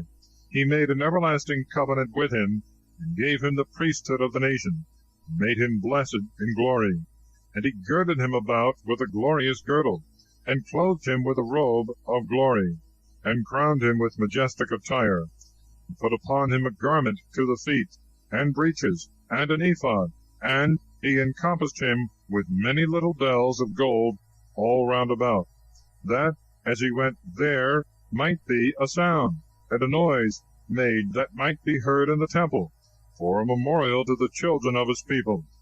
He gave him a holy robe of gold, and blue, and purple, a woven work of a wise man, endued with judgment and truth, of twisted scarlet the work of an artist, with precious stones cut and set in gold, engraven by the work of a lapidary for a memorial, according to the number of the tribes of Israel, and a crown of gold upon his mitre, wherein was engraved holiness, an ornament of honor, a work of power, and delightful to the eyes for its beauty. Before him there were none so beautiful, even from the beginning. No stranger was ever clothed with them, but only his children alone and his grandchildren forever. His sacrifices were consumed with fire every day. Moses filled his hands and anointed him with holy oil. This was made to him for an everlasting testament, and to his seed as the days of heaven, to execute the office of the priesthood, and to have praise and to glorify his people in his name. He chose him out of all men living, to offer sacrifice to God, incense, and a good savor, for a memorial to make reconciliation for his people. And he gave him power in his commandments, in the covenants of his judgments, that he should teach Jacob his testimonies, and give light to Israel in his law. And strangers stood up against him, and through envy the men that were with Dathan and Abiram compassed him about in the wilderness, and the congregation of Korah in their wrath. The Lord God saw, and it pleased him not, and they were consumed in his wrathful indignation. He wrought wonders upon them, and consumed them with a flame of fire. And he added glory to Aaron, and gave him an inheritance, and divided unto him the firstfruits of the increase of the earth. He prepared them bread in the first place unto fullness, for the sacrifices also of the Lord they shall eat, which he gave to him and to his seed. But he shall not inherit among the people in the land, and he hath no portion among the people, for he himself is his portion and inheritance. Phinehas the son of Eleazar is the third in glory, by imitating him in the fear of the Lord. And he stood up in the shameful fall of the people. In the goodness and readiness of his soul he appeased God for Israel. Therefore he made to him a covenant of peace, to be the prince of the sanctuary and of his people. The dignity of priesthood should be to him and to his seed forever. And a covenant to David the king, the son of Jesse of the tribe of Judah, an inheritance to him and to his seed, that he might give wisdom into our heart to judge his people in justice, that their good things might not be abolished. And he made their glory in their nation everlasting. Chapter 46. The praise of Jothu, of Caleb, and of Samuel. Valiant in war was Jesus the son of Nave, who was successor of Moses among the prophets, who was great according to his name, very great for the saving the elect of God, to overthrow the enemies that rose up against them, that he might get the inheritance for Israel. How great glory did he gain when he lifted up his hands and stretched out swords against the cities! Who before him hath so resisted? The Lord himself brought the enemies. Was not the sun stopped in his anger, and one day made as two? He called upon the Most High Sovereign when the enemies assaulted him on every side. And the great and holy God hurt him by hailstones of exceeding great force. He made a violent assault against the nation of his enemies, and in the descent he destroyed the adversaries, that the nations might know his power, that it is not easy to fight against God. And he followed the mighty one. And in the days of Moses he did a work of mercy, he and Caleb the son of Jephunneh, in standing against the enemy, and withholding the people from sins, and appeasing the wicked murmuring. And they two being appointed, were delivered out of the danger from among the number of 600,000 men on foot, to bring them into their inheritance, into the land that floweth with milk and honey. And the Lord gave strength also to Caleb, and his strength continued even to his old age, so that he went up to the high places of the land, and his seed obtained it for an inheritance, that all the children of Israel might see that it is good to obey the holy God. Then all the judges, every one by name, whose heart was not corrupted, who turned not away from the Lord, that their memory might be blessed, and their bones spring up out of their place, and their name continue forever, glory of the holy men remaining unto their children. Samuel, the prophet of the Lord, the beloved of the Lord his God, established a new government, and appointed princes over his people. By the law of the Lord he judged the congregation, and the God of Jacob beheld, and by his fidelity he was proved a prophet. And he was known to be faithful in his words, because he saw the God of light, and called upon the name of the Lord Almighty, in fighting against the enemies who beset him on every side, when he offered a lamb without blemish. And the Lord thundered from heaven, and with a great noise made his voice to be heard. And he crushed the princes of the Tyrians, and all the lords of the Philistines. And before the time of the end of his life in the world, he protested before the Lord and his anointed. Money or anything else, even to his shoe, he had not taken of any man, and no man did accuse him. And after this he slept, and he made known to the king, and showed him the end of his life. And he lifted up his voice from the earth in prophecy to blot out the wickedness of the nation. Chapter 47. The praise of Nathan, of David, and of Solomon, of his fall and punishment. Then Nathan the prophet arose in the days of David, and as the fat taken away from the flesh, so was David chosen from among the children of Israel. He played with lions as with lambs, and with bears he did in like manner as with the lambs of the flock in his youth. Did not he kill the giant, and take away reproach from his people? In lifting up his hand with a stone in the sling, he beat down the boasting of Goliath. For he called upon the Lord the Almighty, and he gave strength in his right hand to take away the mighty warrior, and to set up the horn of his nation. So in 10,000 did he glorify him, praised him in the blessings of the Lord, in offering to him a crown of glory. For he destroyed the enemies on every side, and extirpated the Philistines, the adversaries, unto this day. He broke their horn forever. In all his works he gave thanks to the Holy One, and to the Most High with words of glory. With his whole heart he praised the Lord, and loved God that made him. And he gave him power against his enemies, and he set singers before the altar. And by their voices he made sweet melody, and to the festivals he added beauty, and set in order the solemn times even to the end of his life. They should praise the holy name of the Lord, and magnify the holiness of God in the morning. The Lord took away his sins, and exalted his horn forever, and he gave him a covenant of the kingdom, and a throne of glory in Israel. After him arose up a wise son, and for his sake he cast down all the power of the enemies. Solomon reigned in days of peace, and God brought all his enemies under him, that he might build a house in his name, and prepare a sanctuary forever. Oh, how wise wast thou in thy youth! Thou wast filled as a river with wisdom, and thy soul covered the earth. And thou didst multiply riddles and parables. Thy name went abroad to the islands far off, and thou wast beloved in thy peace. The countries wondered at thee for thy canticles, and proverbs, and parables, and interpretations, and at the name of the Lord God, whose surname is God of Israel. Thou didst gather gold as copper, and didst multiply silver as lead. And thou didst bow thyself to women, and by thy body thou wast brought under subjection. Thou hast stained thy glory, and defiled thy seed, so as to bring wrath upon thy children, and to have thy folly kindled. Thou shouldst make the kingdom to be divided, and out of Ephraim a rebellious kingdom to rule. But God will not leave off his mercy, and he will not destroy nor abolish his own works, neither will he cut up by the roots the offspring of his elect, and he will not utterly take away the seed of him that loveth the Lord. Wherefore he gave a remnant to Jacob, and to David of the same stock. And Solomon had an end with his fathers, and he left behind him of his seed the folly of the nation, even Rehoboam that had little wisdom, who turned away the people through his counsel, and Jeroboam the son of Nebat, who caused Israel to sin, and showed Ephraim the way of sin, and their sins were multiplied exceedingly.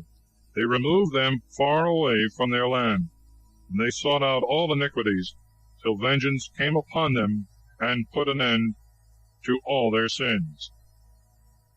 Chapter 48. The praise of Elias, of Ecclesiasticus, of Ezekias, and of Isaias. And Elias the prophet stood up as a fire, and his word burnt like a torch. He brought a famine upon them, and they that provoked him in their envy were reduced to a small number, for they could not endure the commandments of the Lord. By the word of the Lord he shut up the heaven, and he brought down fire from heaven thrice. Thus was Elias magnified in his wondrous works.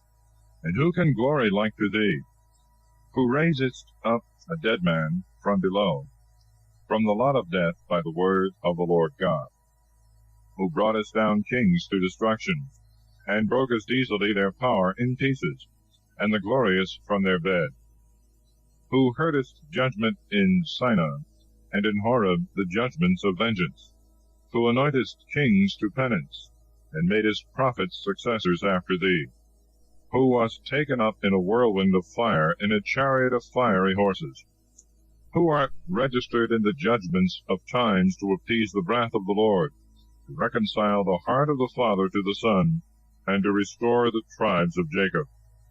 Blessed are they that saw thee, and were honored with thy friendship. For we live only in our life, but after death our names shall not be such. Elias was indeed covered with a whirlwind, and his spirit was filled up in Elysius. In his days he feared not the prince, and no man was more powerful than he. No word could overcome him, and after death his body prophesied. In his life he did great wonders, and in death he wrought miracles. For all this the people repented not, neither did they depart from their sins till they were cast out of their land, and were scattered through all the earth.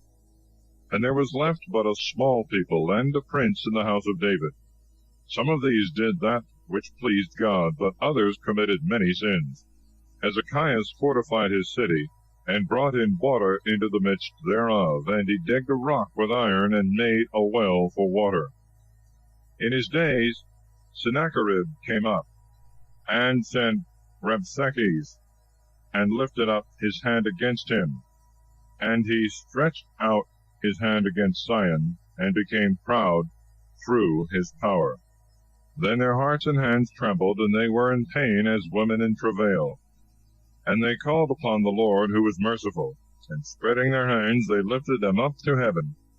The holy Lord God quickly heard their voice. He was not mindful of their sins, neither did he deliver them up to their enemies, but he purified them by the hand of Isaiah the holy prophet. He overthrew the army of the Assyrians, and the angel of the Lord destroyed them. For Hezekiah did that which pleased God, and walked valiantly in the way of David his father, which Isaiah the great prophet, and faithful in the sight of God, had commanded him. In his days the sun went backward, and he lengthened the king's life. With a great spirit he saw the things that are to come to pass at last, and comforted the mourners in Sion. He showed what should come to pass forever, secret things before they came. Chapter 49. Praise of Josias, of Jeremiah, Ezekiel, and the 12 prophets.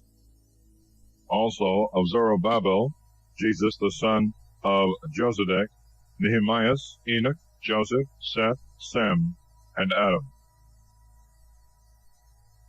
The memory of Josias is like the composition of a sweet smell made by the art of a perfumer.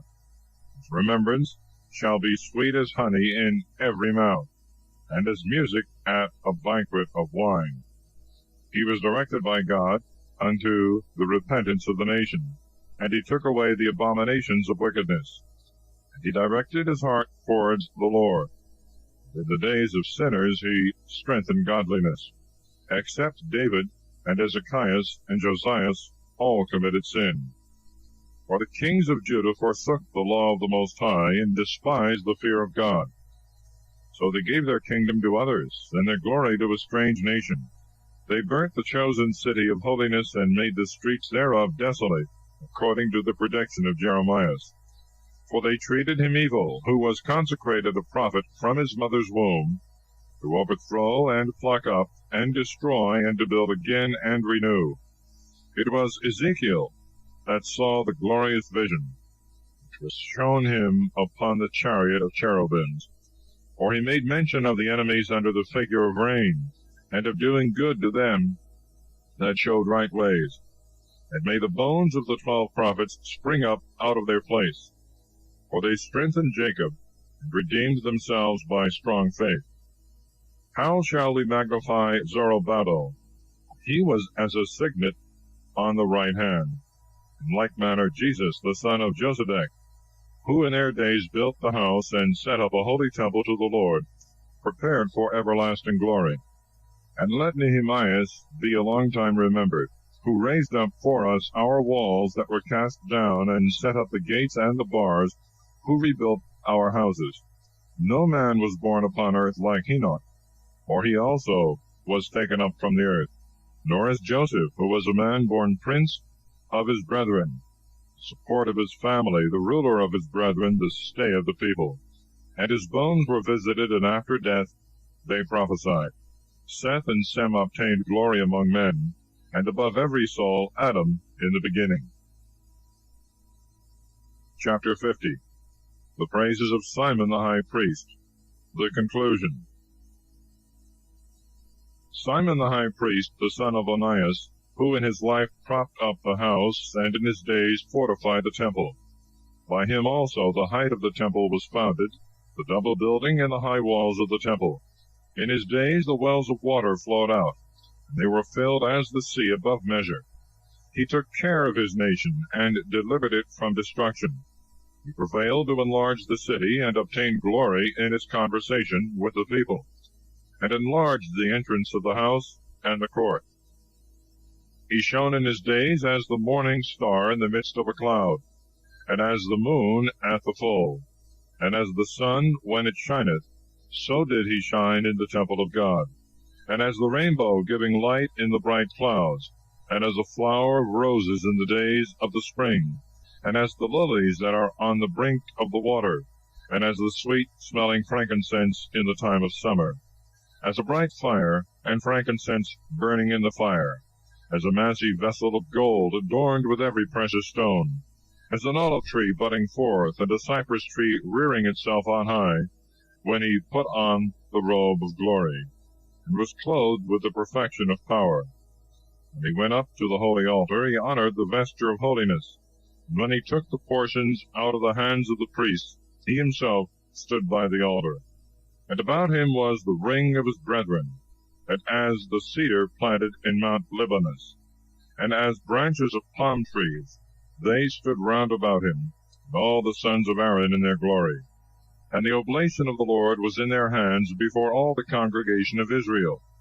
And finishing his service on the altar, to honor the offering of the Most High King, he stretched forth his hand to make a libation, and offered up the blood of the grape, and poured out at the foot of the altar a divine odor to the Most High Prince. Then the sons of Aaron shouted.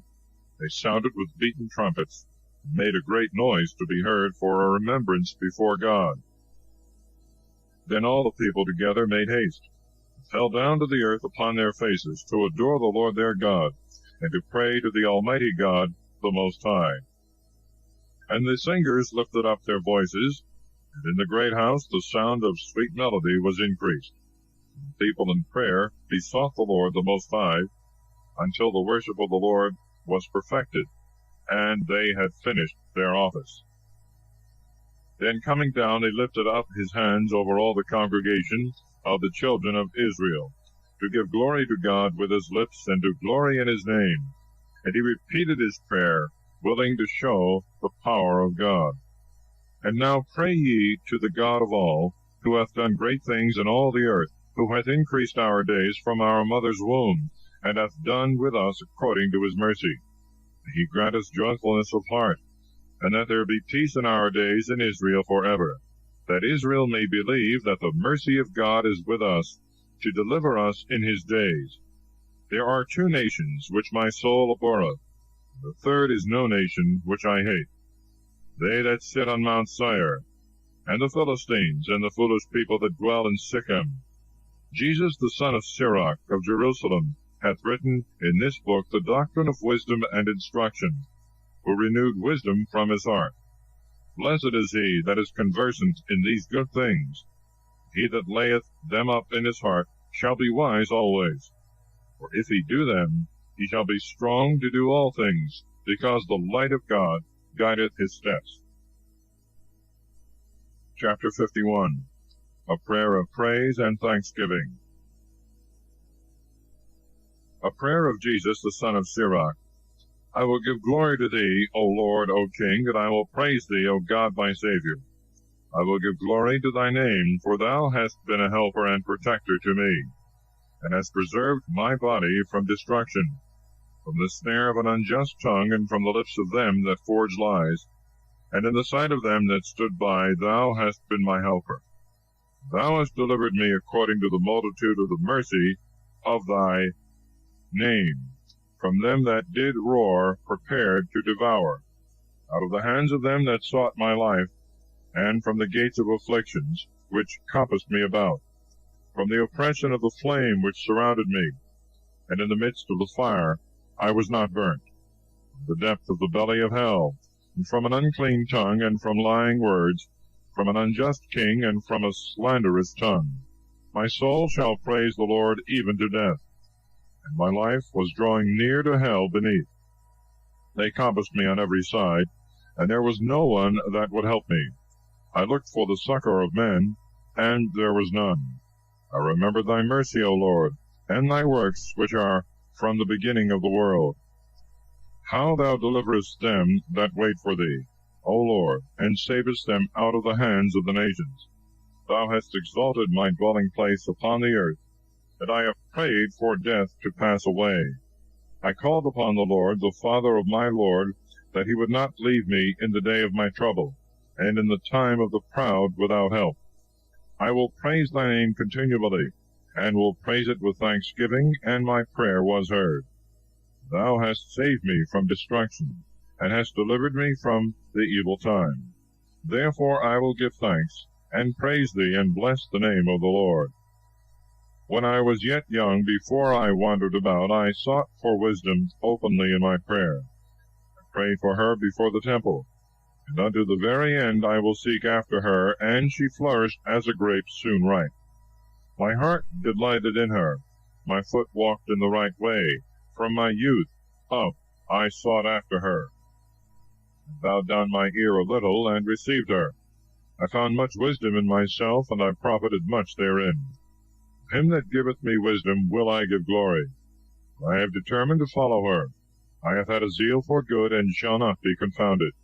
My soul hath rested for her, and in doing it I have been confirmed. I stretched forth my hands on high, and I bewailed my ignorance of her. I directed my soul to her, and in knowledge I found her. I possessed my heart with her from the beginning. Therefore I shall not be forsaken. My entrails were troubled in seeking her. Therefore shall I possess a good possession. The Lord hath given me a tongue for my reward. With it I will praise him. Draw near to me, ye unlearned, and gather yourselves together into the house of discipline. Why are ye slow?